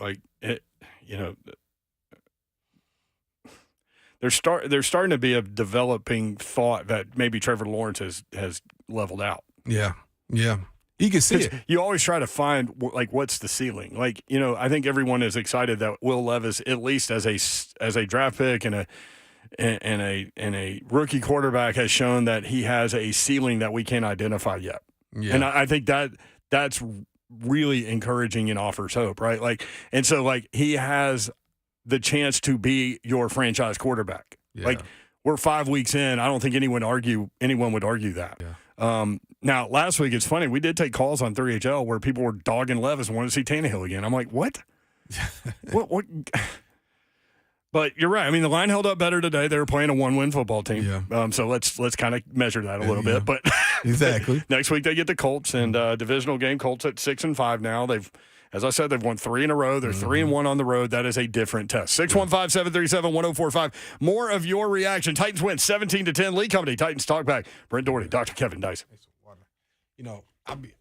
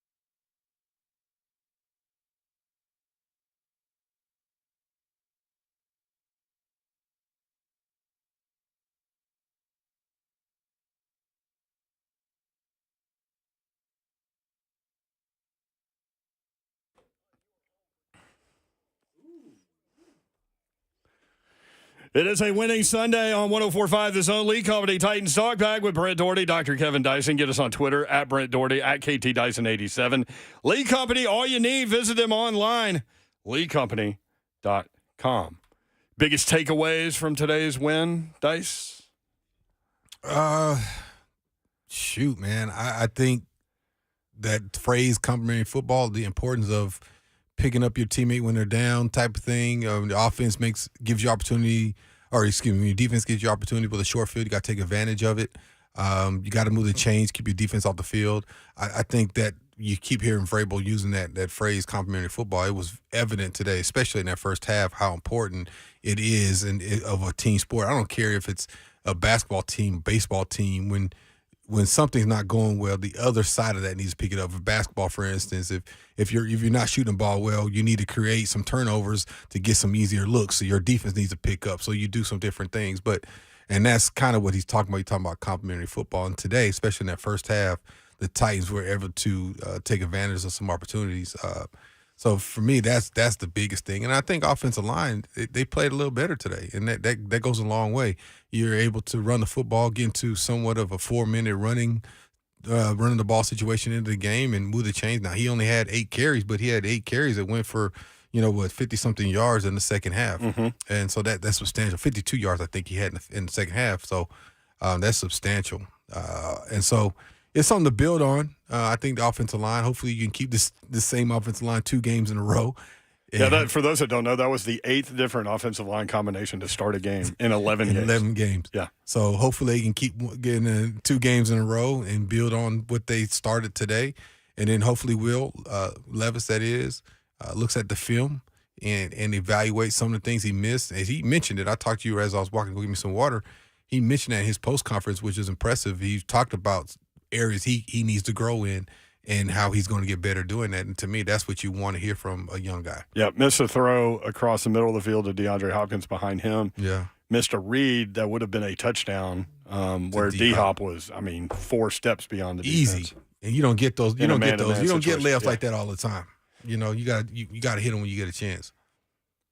I always think about that. Like that, to me, I'm so mentally weak, Dice, that I would probably drop that ball over a contested ball. Like the ball where you're open and it's going to be a touchdown. Those are the hardest ones. And all you got to do is catch it. Those are the hardest ones because there's a lot of thinking. Because you got time to think. But you got time to think. If it's in the air for a long time, you're like, oh, here it is. Here it comes. And a lot of times, and you just sitting there and think. But when you just reactionary and you just instincts take over, just catch it. Remember the NWI touchdown in the Atlanta Falcons game where he ran all the way across the field and the ball was in the air forever? We had him on the show that after that touchdown. And I asked him that question, and he was like, honestly, yeah, you do think about it a little bit more. He said, but on that particular play, I needed it in the air as long as it was because I had a long way to run. Yeah. And so it gave me a chance to run underneath it and keep the DB behind me. Yeah. See, that one, he's just thinking about go get it, just run. That's a little different. but yeah, he's right because it's still not a thinking process for him. Will Levis, 18-28, 185 yards, no touchdowns, no interceptions, protected the ball well, 1 sack for -1 yard. That is a key stat today. Will Levis has completed no big mistake 69% of his passes in the last 2 games and is now 2-0 in his career as a starting quarterback at Nissan Stadium. They keep him in it. Well, he was wearing Houston blue. He Love You blue the first time. So I was going to say keep him in them dark color uniforms, but he was in the Love You blue that first time. They'll wear those again against Houston. So Colts coming up, then at Miami, then Houston at home, Seattle at home, at Houston, Jacksonville at home. So 6 games left, 4 of them at Nissan Stadium, where again they are 4-0. 615. That could be huge if you go 8-0 at home. I mean, think about that. As bad as this season and over on the road. Yeah, as bad as things have seen, if you win all your home games, you're sitting there at 8-9. Yeah, it's a tough year to have that home game in London. Yeah, you're right. You know what I mean? You could have that home game here. Because 9-8 probably get you in the playoffs. It might. 615-737-1045. Let's go up to Portland. Adam next up on 3HL or Titans Talkback. Excuse me, Adam, what's up? Hey, man. I hate the optimism around this. Like, we should not be winning games now, dude. Like, I'm not saying get out there and throw it, guys. Like, I'm saying, God, you come out so flat the first 2 months, and now you decide to win a game that really it's putting me further away from Marvin Harrison's kid, so I'm kind of depressed about that. And it's going to be hard to scoop back up that board because we don't have the assets. So that's my only thing. No, but I know you were talking about, and I wanted to at least point it out. I know you were talking about the offensive line combinations and 8 different, and I know y'all said, well, maybe we could string a couple together. Dude, I hope not. I hope they figure something out with Raditz. I hate the cop-out excuse that who else is out there. There's got to be somebody else out there that's better than Raditz. Let me go look at the practice squad. I don't know what the hell I'm doing, but I guarantee you I'll find somebody that's like, dude, get in the car. You're going to dress up in front of Raditz, because this guy, he makes so many mistakes in a game. Like, you cannot trust. Do they trust him? I cannot trust him. Hey, man, he only gave up 1 sack today. That's an improvement. For him, absolutely. Yeah, but how many penalties did he have? Yeah, that's a good point. That is a good point. Yeah. I got you, man. I understand, Adam. Guy. Yeah, I understand. 615-737-1045 at 3HL1045. I like it. You gotta be optimistic, though, man. Rooting for your team. That's who I am, honestly, just as a person. But I did say earlier, you do have to couch this a little bit in that they played a 1-win team today. Yeah, that's struggling. Their offensive line is struggling. So there's 2 schools of thought. You did what you're supposed to do, or they were that bad, meaning the Carolina Panthers offensive line, defensive line. I think they did what they had to do defensively. They just didn't have the quarterback to get it done, to get over the hump. Were you ever worried that Bryce Young was going to deliver some 65-yard touchdown pass at any point? No. I wasn't worried about that. No. And again, and then the running game, they did get going in the second half, though. That running game did in the second half. But it wasn't like it was scaring you, at least early on, for sure. So you kind of feel like you're dominating the front as far as the Titans' defensive line was going. But then the offensive line picked up there in the fourth quarter and started moving the football as well. So I don't know. I tend to be optimistic too, man. I tend to see things until I'm completely out of it. I think the way I've got a chance. Mathematically, they're still in, right? Well, yeah. There's 6 games to go and they're 4 games out. Yeah. So theoretically, yes. Theoretically, I like it. Yeah, we start talking about playoffs now then. Yeah, you're not out until you're out. Yeah. We can start talking playoff run. Keep winning. Stack wins. That's what you guys always said, right? Hey, they go the other way like they did last year. They win the rest of these games. Wouldn't that be something? Oh, that would be crazy. Andy in Columbia next up on Titans Talkback. Andy, what's up? Hey, thank you so much for taking my call. Yeah, man. Hey, yes, sir. I got 2 points. One is, I'm not sure how to word it, but I worry that we're exposing 32, Todd J. Spears, I think he's too valuable to be a kickoff returner. That's what I'm thinking. I just think if we lose him, on a kickoff, that's just going to hurt. I think we should put somebody else back there. Of course, he's awesome at whatever he does. And the second point is, our coach Grable, he is so respected throughout the league, throughout the players, and plus being a players coach. This off season, when we go try to recruit free agents, if we keep Grable, we'll be a steady, we'll have a steady coach and somebody that the players are familiar with. I just think he'll do a great job recruiting some off-season players, some free agents. Those are my thoughts. Well, here's one thing, Andy. Thank you. You know what'll do a really good job of recruiting off-season talent is the fact that they're number 2 in the NFL in salary cap room going into next season. They have tons of money. Tons of money. You go where the Ducats are. Yeah. And it's not a pit franchise or black hole franchise where players don't want to come here. Remember how the Bengals used to be? Nobody wanted to go to the Bengals. You would take less money not to go to the Bengals. I hate to say that about them, but there was when you were rolling around the league, players would talk about that. Yeah, they didn't want to go. Nobody wanted to go to the Bengals. Yeah. Back then, now Bengals they changed that perception, and now people they're getting some free agents and things going there as well. But so this is not one of those places you can go get guys. It's just a matter of do they view you as a trending in the right direction franchise or not to get those guys that could be quote unquote game changers. And to his other point about Spears, I hear what he's saying about that, but at the same time, the other side of that is don't you want some of your best players to have the ball in their hand? And there's only one football, especially on offense, right? And Derrick Henry only had 18 touches. That's carrying the football. Then he had 1 catch. That's 19 just from Derrick Henry. They had another screen. They tried to get to him. Right? Didn't get to him. Yeah. So Tajay only had 2 carries. So if he's a dynamic player that just sitting on the sidelines waiting for Derrick Henry to be tired or go on situational football, he's being wasted away. So what's another way I can get him a ball in his hand? Now that's me thinking, trying to get another potential dynamic ball carrier the ball in his hand, whether it be 3-4 times in a game from a kickoff return, as opposed to he's not getting much more than probably what's the most carries he had this year, 10 or 12 carries this year in a game. I don't know if he's had that many, but it's probably something into that effect. I think it'll be interesting this offseason because you certainly could see a scenario where the Titans go conglomerate running backfield and Tajay Spears is your starting running back, and that's what you're talking about. And draft a few different guys or a free agent couple guys. Yep. Well, I mean, Hassan Haskins is still there. Yeah, and Henry's contract is up. Henry's contract is up. With regard to all of these Mike Vrabel questions, Diana Rossini had a report this week where she wrote, frustrated New England Patriots fans can stop hoping owner Robert Kraft will trade with Tennessee and replace head coach Bill Belichick with his former player Mike Vrabel. It is not happening. Angry Titans fans can stop hoping Amy Adams Strunk fires Vrabel. It is not happening. Based on multiple conversations with high-ranking Titans officials, the franchise strongly and collectively believes it has the right coach for long-term success. I'm not one for I told you so's, but yeah, I am. I told you so. Yeah. Now, they struggle next year, all this talk becomes really real, I think.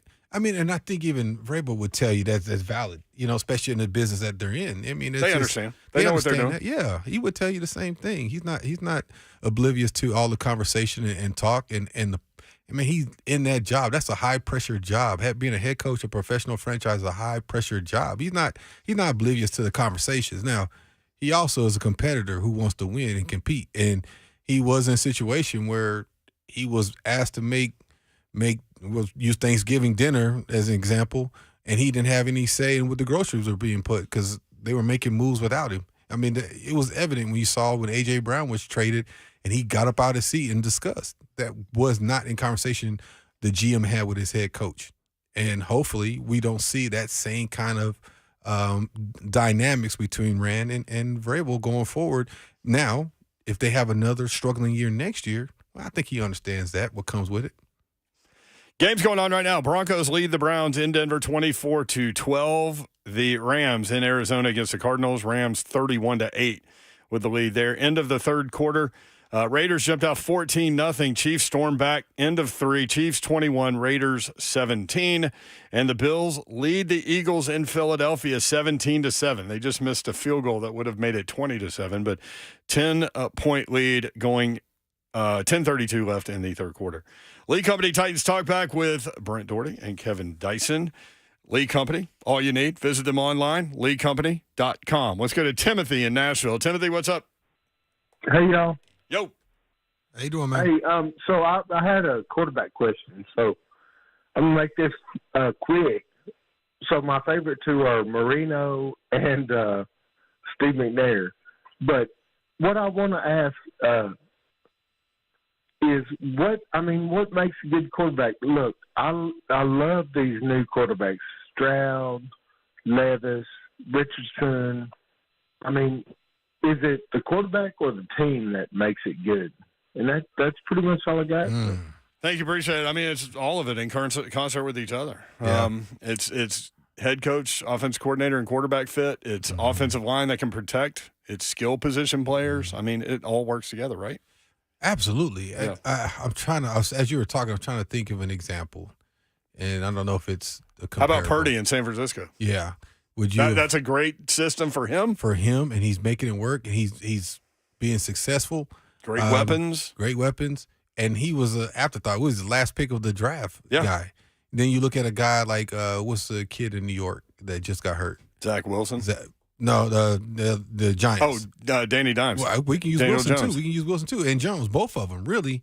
High expectations, a lot of supposed potential, drafted very high in the draft, go to situations that necessarily fit where they were in their careers yet, obviously. And look at the lack of success that they have had or criticism that they have taken going forward. So that's two extremes. So does a quarterback make a team, so to speak? I believe they can in some regard because of consistent play, but you still had to have the pieces around them. You got an offensive line to protect them. You got the guys that can catch the football. You got to have some sort of running game. Because you can look at Mahomes. Does he have that stellar Pro Bowl, perennial Pro Bowl caliber running back every year? No, but he has a staple of guys that do different skill sets that they use in multiple ways to complement his skill, which is he's a football deliverer and placement, and he reads the field very well, and he uses guys. And even that Monday night or Sunday Night Football, he took the blame for that drop pass and the touchdown. He said, I could have thrown a little different angle, and he could have made an easier catch for him. Like, no, that's a receiver. He's supposed to make that catch on prime time. That's not you. That's on him. But that's the kind of caliber he is. He's been dealing with that all year. All year. Yeah. And I'm not saying, again, a lot of these guys, they're talented. They got a lot of speed. But you look from receiver to receiver, I'm not sure the Titans receivers are just as good as comparable to Kansas City's. So what's the difference? Well, right now, consistency up front. And then you go to the quarterback as well. Consistency is there, and injuries, and the young guy, and blah, blah, blah. And we can go to all the different factors as we watch KC just score again. Yeah, it's funny. They're averaging 23 points per game, which is the lowest point total of Patrick Mahomes' run in Kansas City. And they're still 8-2 or whatever. Mm-hmm. But while he was still on that rookie deal, they were able to put pieces around him. And he's about due again, isn't he? Mm-hmm. Come to think of it. Titans trust their home stadium to Lee Company to tackle their HVAC, plumbing, and electrical problems. They can protect your home, too. Your next play, visit LeeCompany.com. Lee Company, all you need. More of your reaction. Titans win today, 17-10 over the Carolina Panthers. This is Lee Company Titans Talkback with Brent Dougherty and Dr. Kevin Dyson. More next on 104.5 The Zone.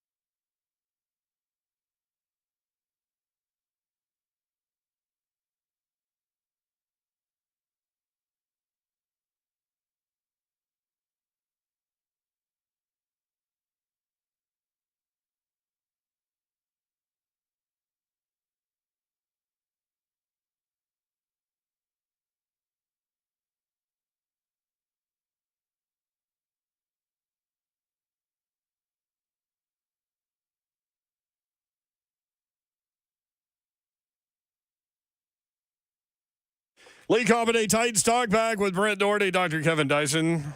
Coming up tomorrow on 3HL, Titans safety Amani Hooker will join 3HL live at 3:30. As 3HL broadcasts live from A Moment's Peace, Salon and Day Spa, and Cool Springs. 615-737-1045 if you want in. 615-737-1045. Your reaction, Titans win 17-10. Lee Company, all you need. Visit them online at leecompany.com. At halftime, Dice, I thought 17-3. They're about to smoke these fools. I thought at least two more scores, at least one more, 24. What was the disconnect in the second half? Just couldn't get it going. I guess the lack of third down conversion ability. They were 2 for 11 on third down. They couldn't stack any plays together. It just, incomplete pass, bad ball, inaccurate pass, drop ball, couldn't block, couldn't get around. It just couldn't stack a drive together. Couldn't convert, like you said, third downs. And that obviously hurt them. The Carolina kept the ball majority of that whole second half. The good news is they have just as many woes as the Titans do, specifically in the red zone. They couldn't smash it in and things like that. So it lends itself to have a game like this where you find a way to grind out the win, even though you didn't necessarily play one of your better games. But from our standpoint, when you win, it's good because it's been so far and few between of late. It feels different than the Atlanta game, though, even though they won. Yeah, man, this was this was a grinded-out game against a really bad football team. Yeah. But it was a win. Yeah. And then as a player, you don't care, do you? It's a win. it's so hard to get wins in a league. Yeah, especially when you've lost 3 in a row. You just need to get a win. And sometimes this can springboard you to something further. Just need that confidence boost, whatever it may be. And to your point earlier, home cooking might be what it is. 4-0 at Nissan Stadium. Just being in front of your fans, being in the comfort of your own home week to week, day to day, and the relaxation and just the health aspect of it alone may be just enough to get a stack of a couple wins in a row. So we'll see how they come out next week. Let's go up to Jolton. Doug is next up. Doug, what's up? Yes, sir. How y'all doing tonight? What's up, man? Yeah, I'm here. Hey, I had a question today. I was at the game, and, it's good to see him work the tight ends back in the first half anyway, into the equation of everything. But from my seats, looking down on that pylon, which I've had for all 25 years here, or 24 years, it looked to me like Chig scored. I do not think he touched out of bounds. Did you guys get a good look at that? I didn't. I didn't either. No. I couldn't tell. Yeah, I wish I could offer more. Yeah, I couldn't tell either. But usually they would review it upstairs or something. Somebody would let Vrabel know to look or whatever, but.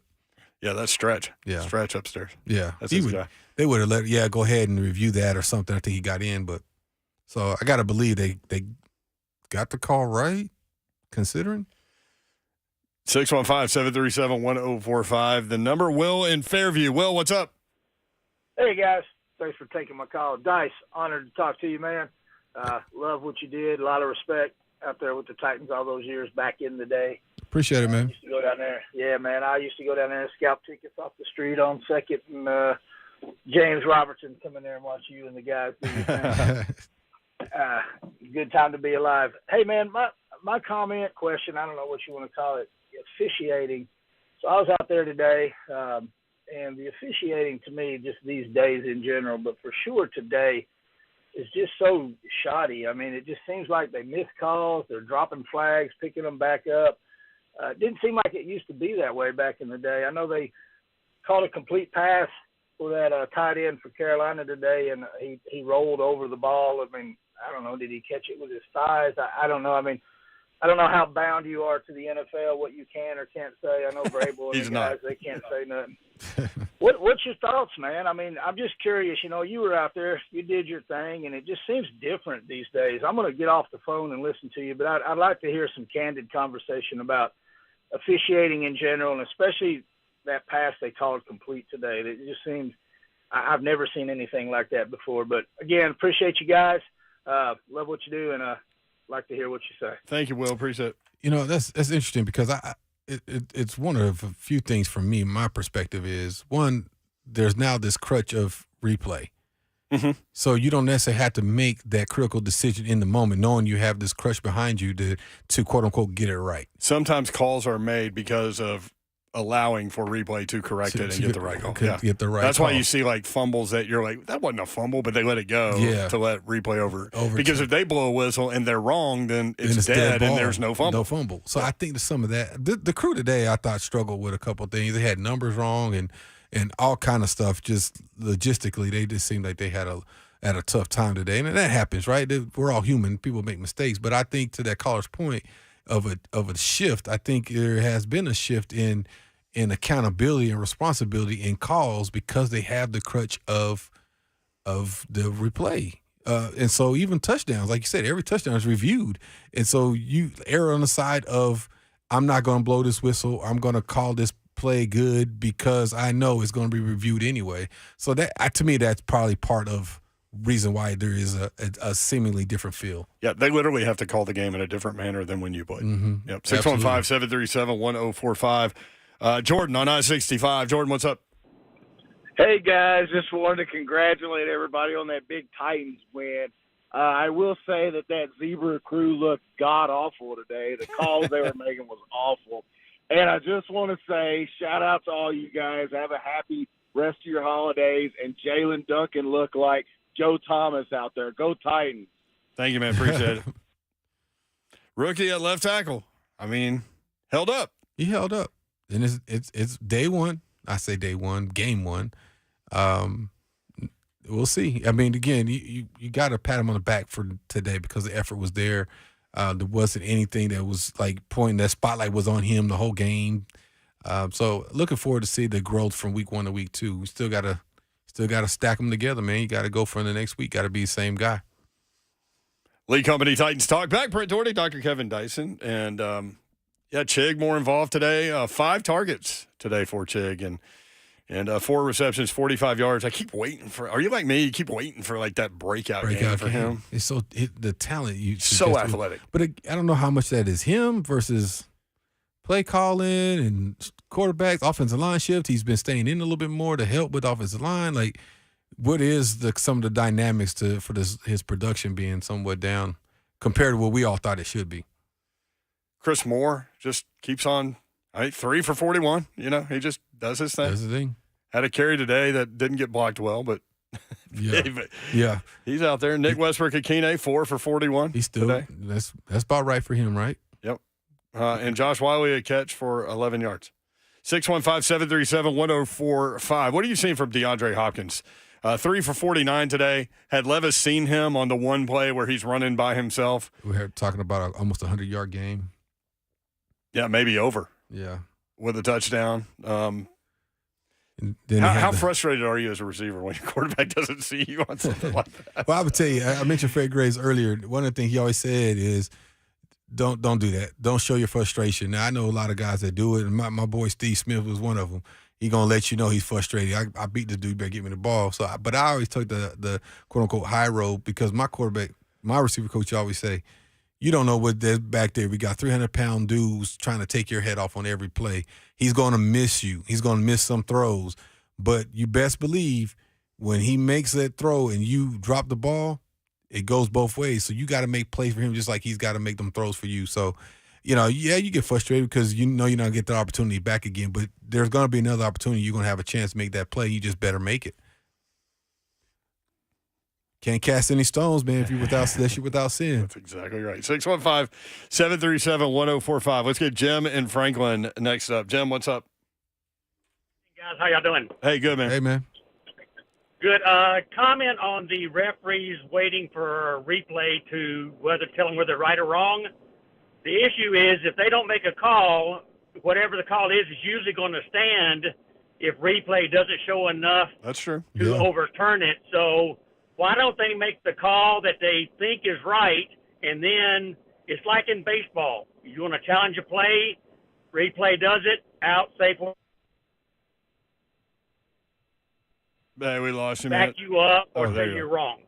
Well, I mean, here's the thing. Imagine your team forces an obvious fumble, but the official doesn't see it that way and blows it dead on the field. Mm-hmm. They are instructed to let close fumbles go so they can look at it on replay. You're right. Sometimes they can't tell, and you can't overturn something that was called one way or the other on the field. That's true. But in that situation, instead of blowing the play dead, they allow it to go, and then they actually do get it right.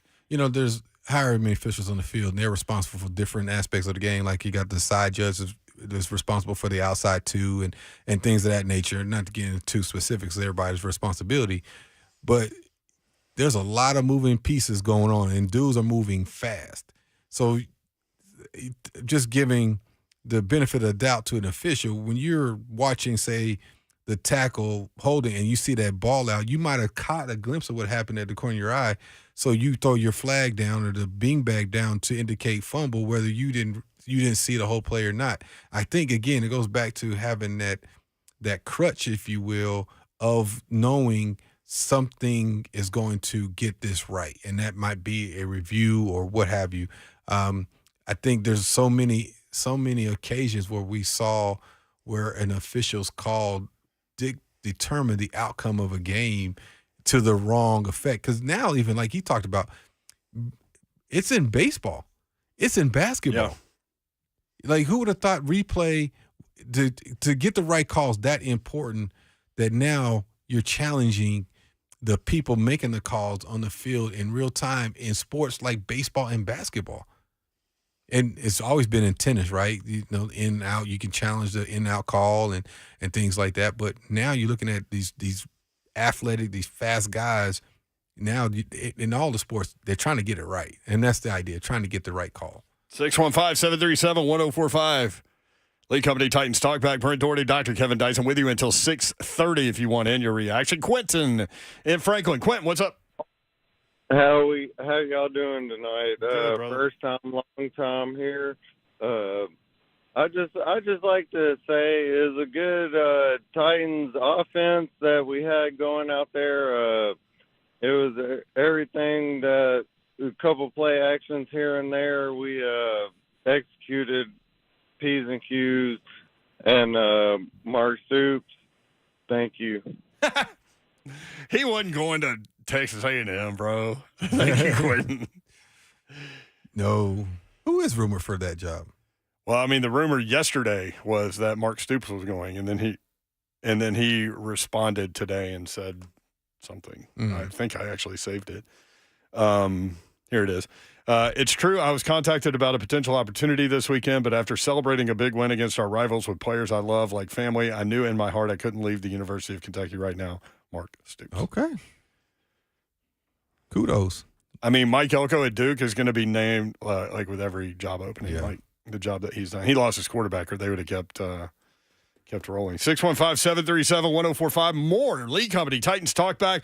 Take a look at the matchup with the Colts coming up next weekend here in Nashville. Next, Brent Dougherty, Dr. Kevin Dyson, Lead Company Titans Talkback. 615-737-1045.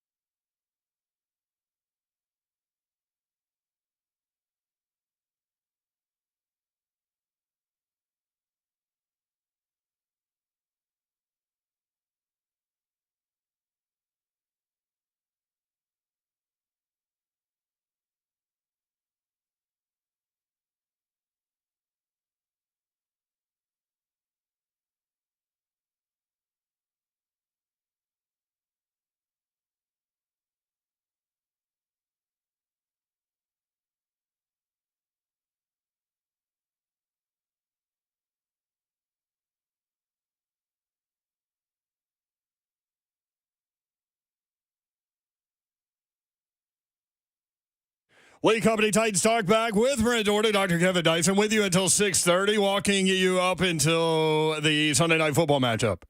Ravens at Chargers. Ravens a 3-point favorite. You can catch the Westwood One broadcast at 6:30. Lee Company, all you need, visit them online at leecompany.com. Titans with a 17-10 win today. Dyson, it wasn't pretty necessarily, but it's a win. They broke that losing streak and got that dub, and now you head into the Indianapolis Colts game next weekend trying to stack victories. Yeah, obviously still some of the same concerns from previous weeks are still there. I mean, offensive line was better today, but you still got to just one sack. Just one sack.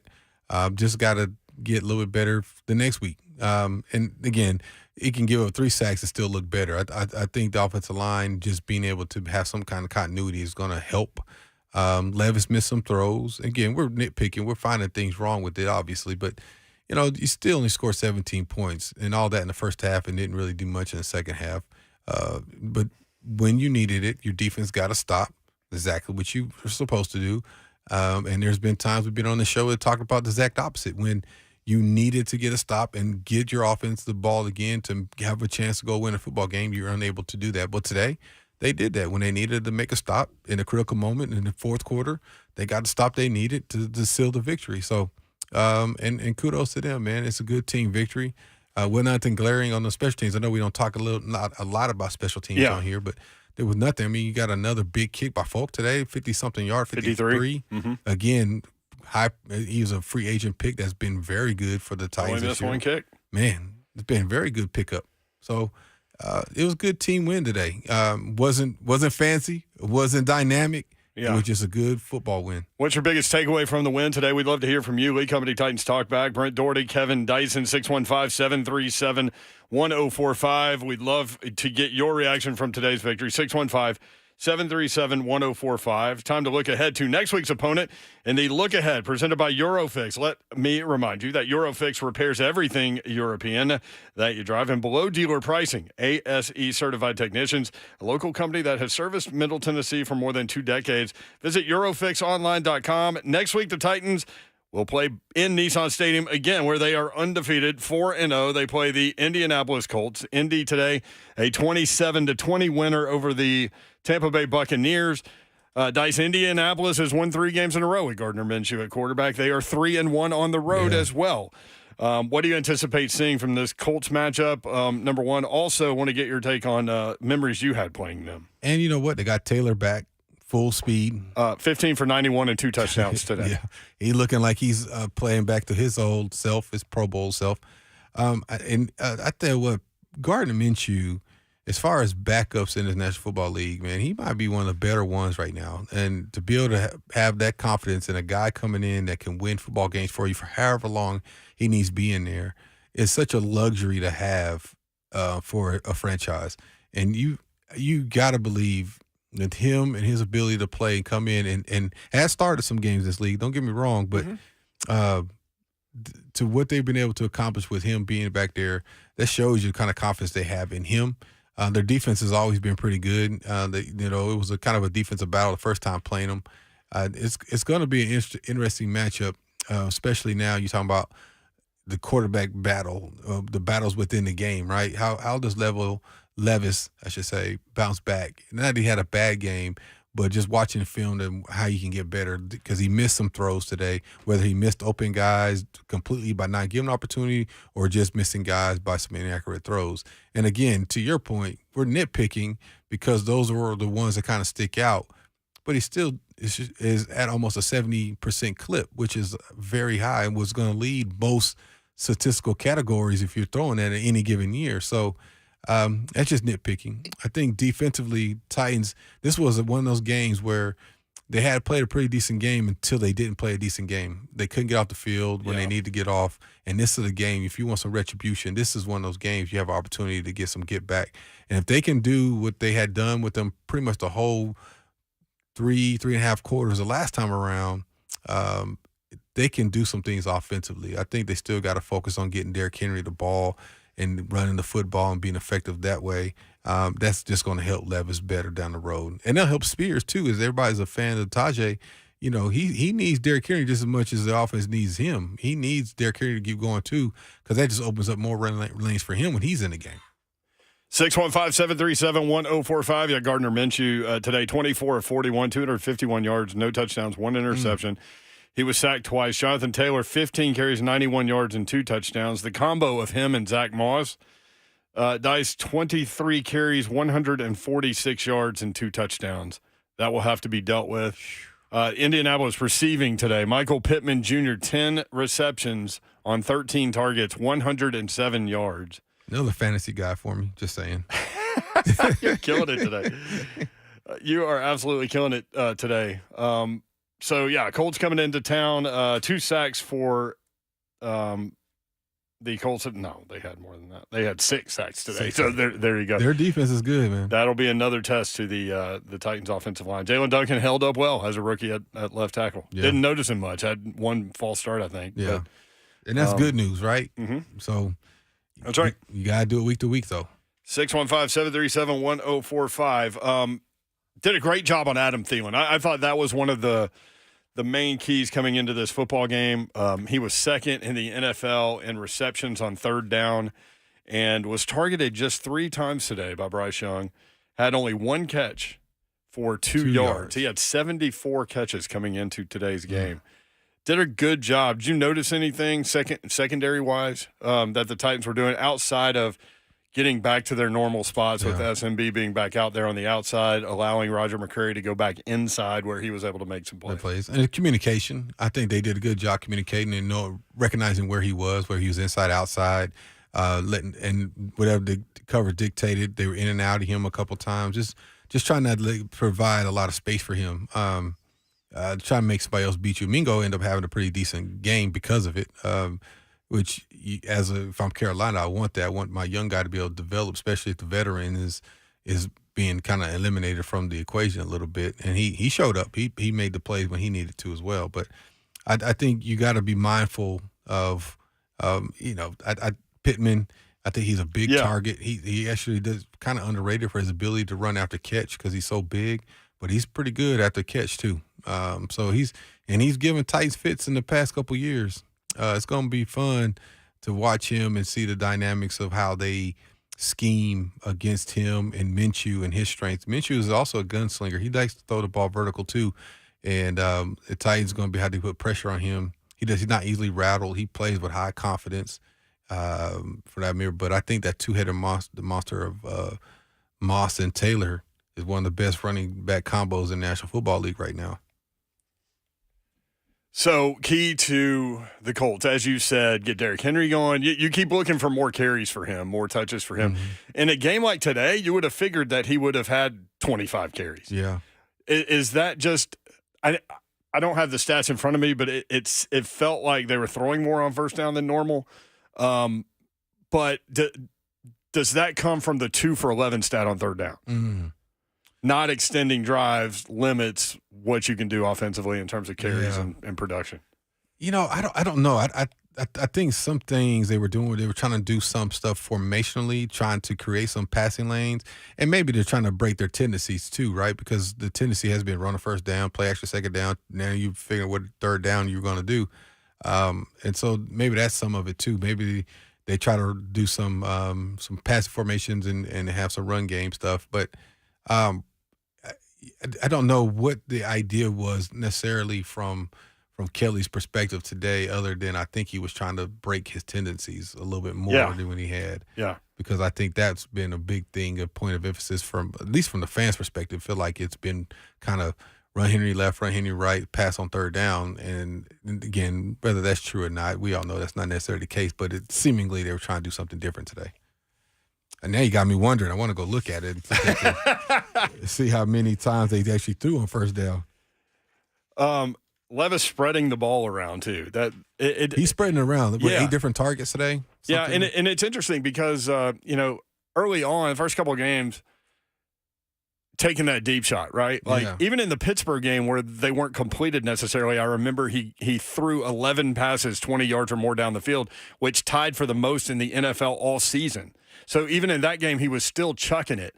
But now it almost feels like they've kind of talked with him about about bringing the eyes back closer to you a little bit. You know what I mean? Like there are guys underneath because I think so. Because that book gets out on him and you start to see two high safeties a lot and so these underneath routes are open. They were open today. Yeah, and there's one they showed the camera angle. They had it right on his eyes and he looked up, but he came off real quick and then you done that panorama to the sideline view, the other copy, and you see D-Hop just wide open. And in the past, he was been triple covered. He would have thrown that ball. Like, he was going to give him a shot to try to make a play. So I think the point of emphasis on him is take what the defense gives you. You don't have to take the home run shot all the time. Probably talked about the offensive line holding up protection, help them out by getting rid of the football. That's part of that process too. And so I think that's where he is with it today. So hopefully he watched the film and he can evaluate and understand, calculate. I still can sit back here and make these throws. I don't have to dump it down every time. Yes, exactly. Some of the scores around the NFL, 3 games still going on.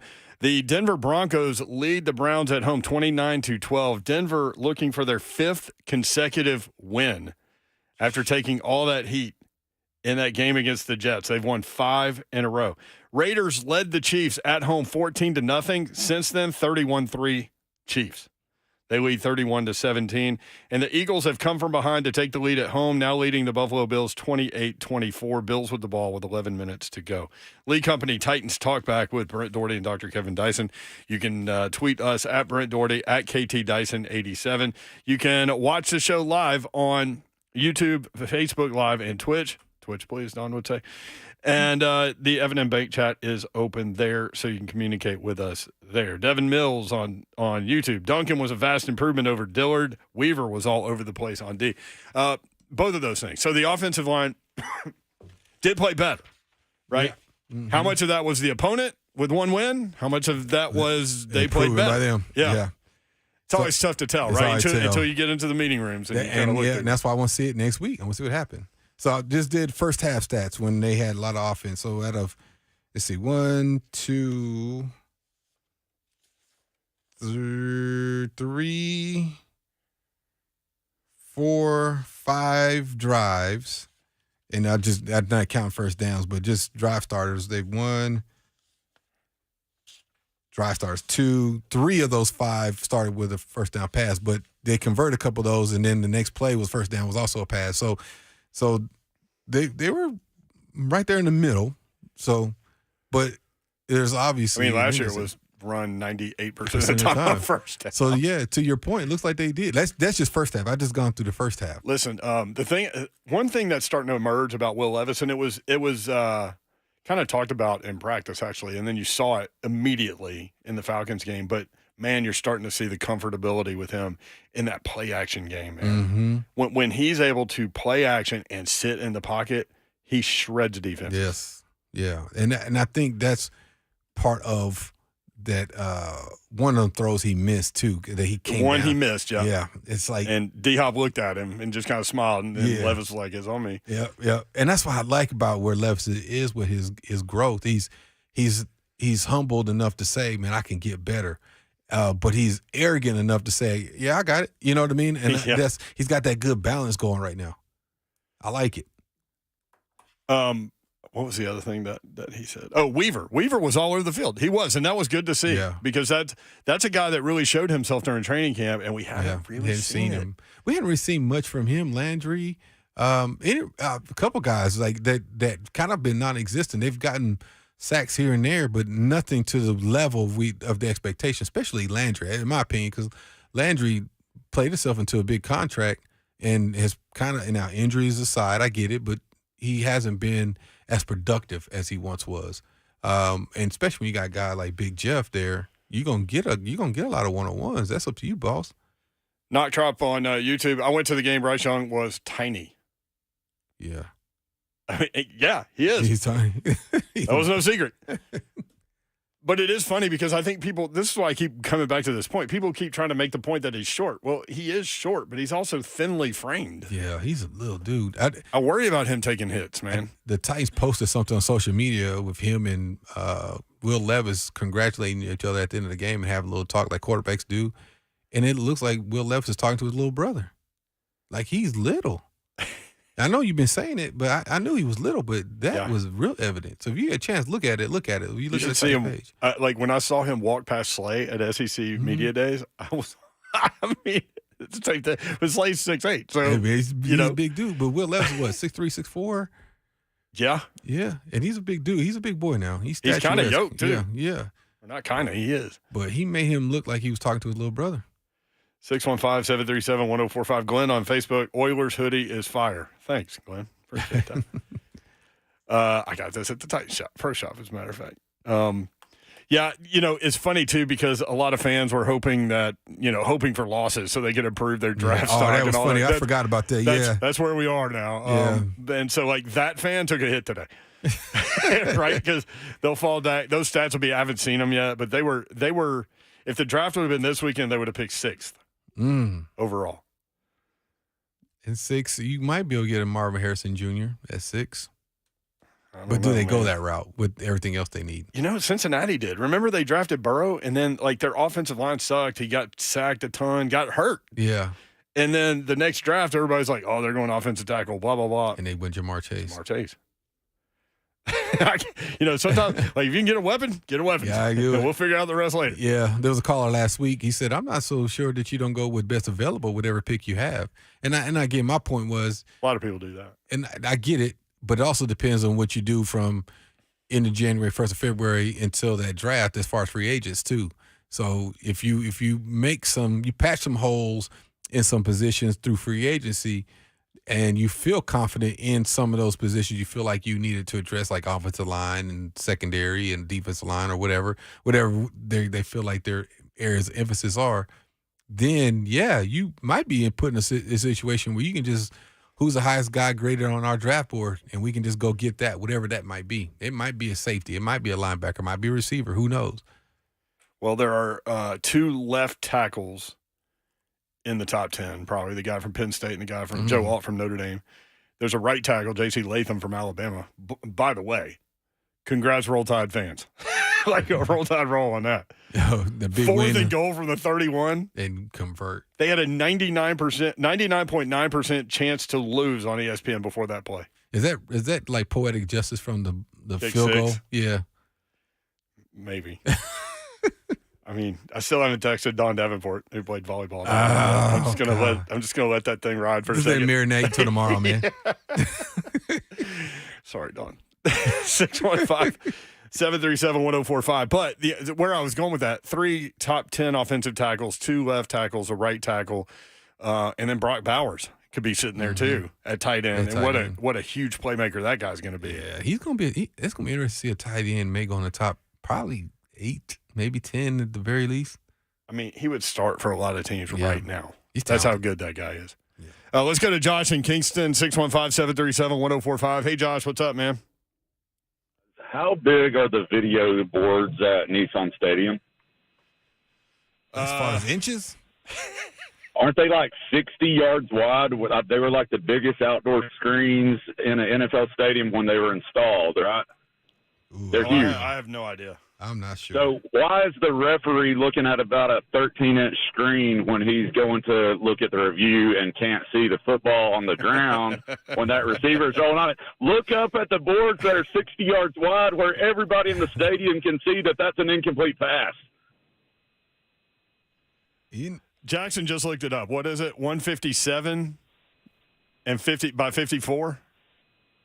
Is that what it is? 157 feet by 54 feet. That's how big the video was. That is funny that they go to the little bitty screen. I always thought that too. That's a good call on your part.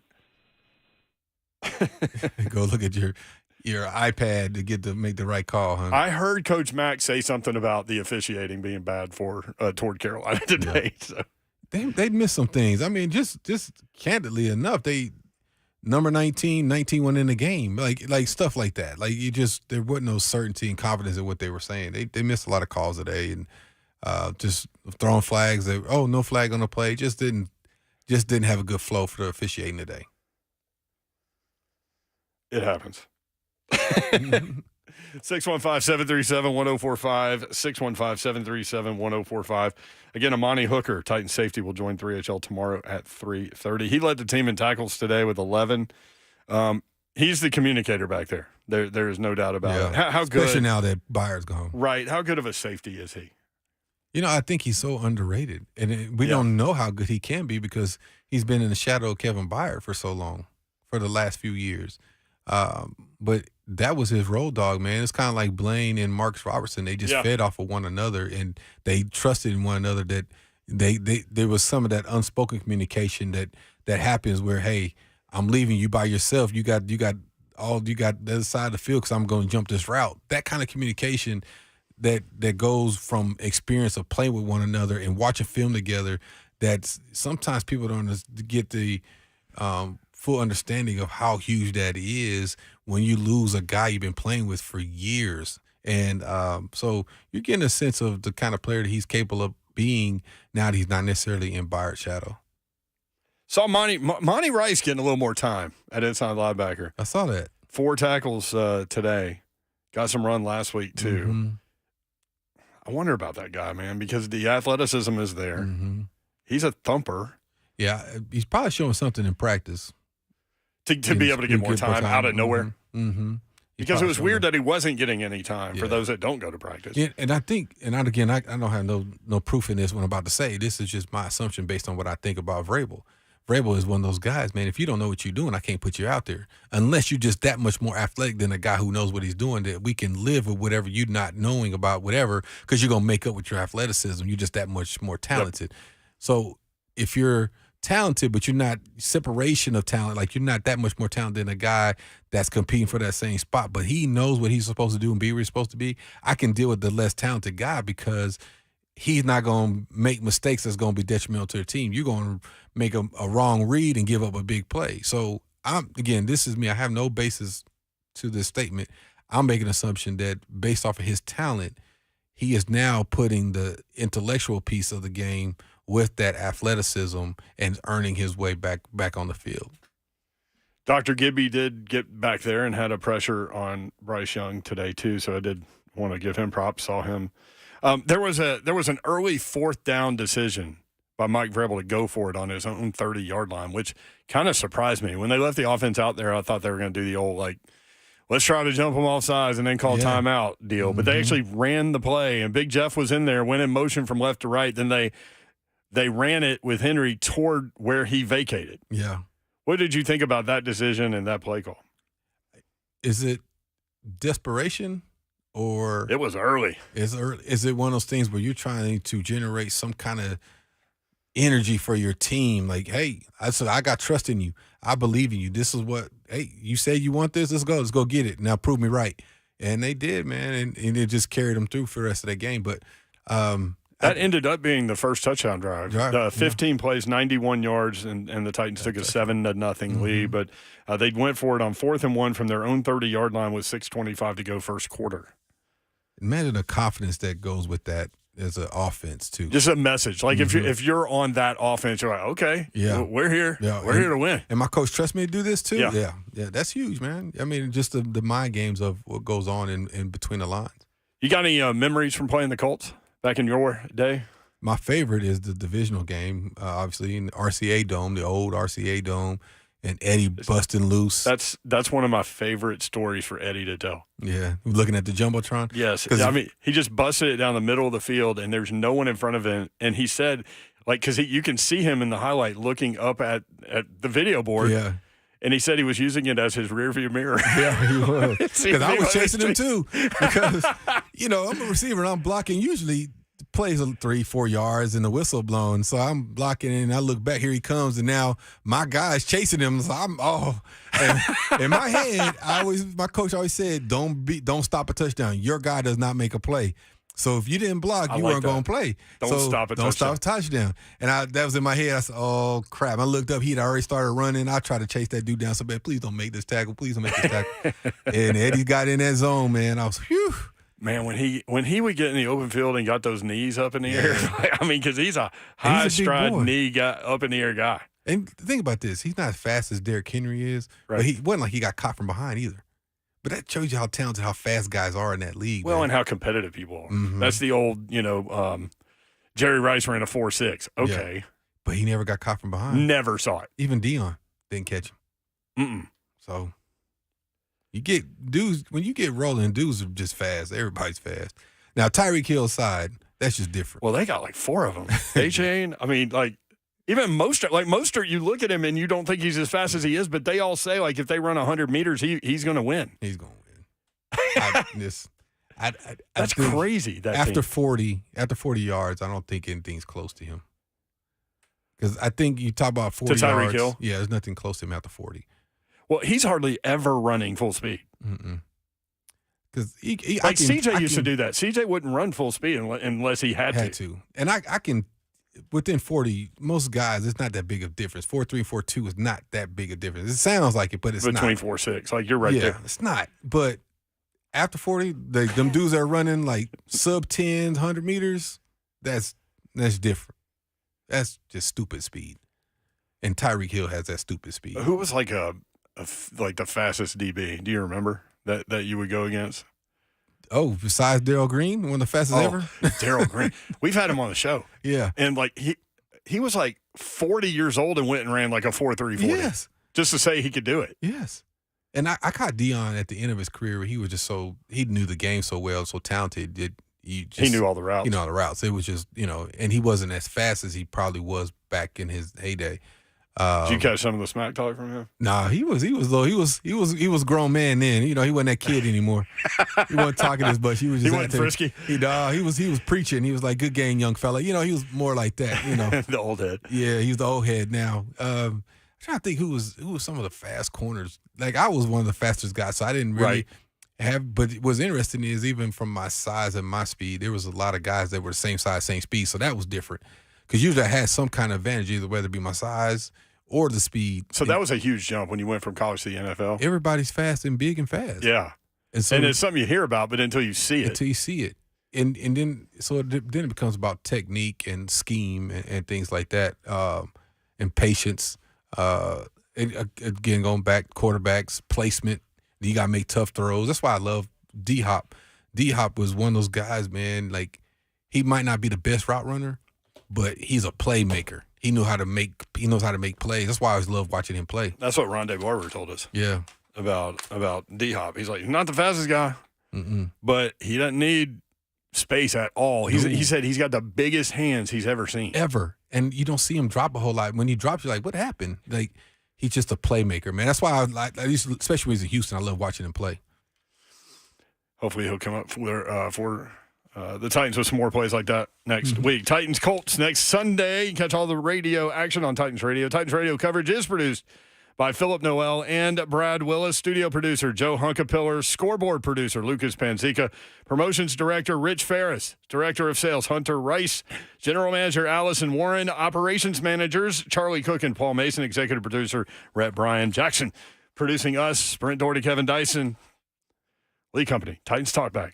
Done. Sunday Night Football now on 104.5 The Zone.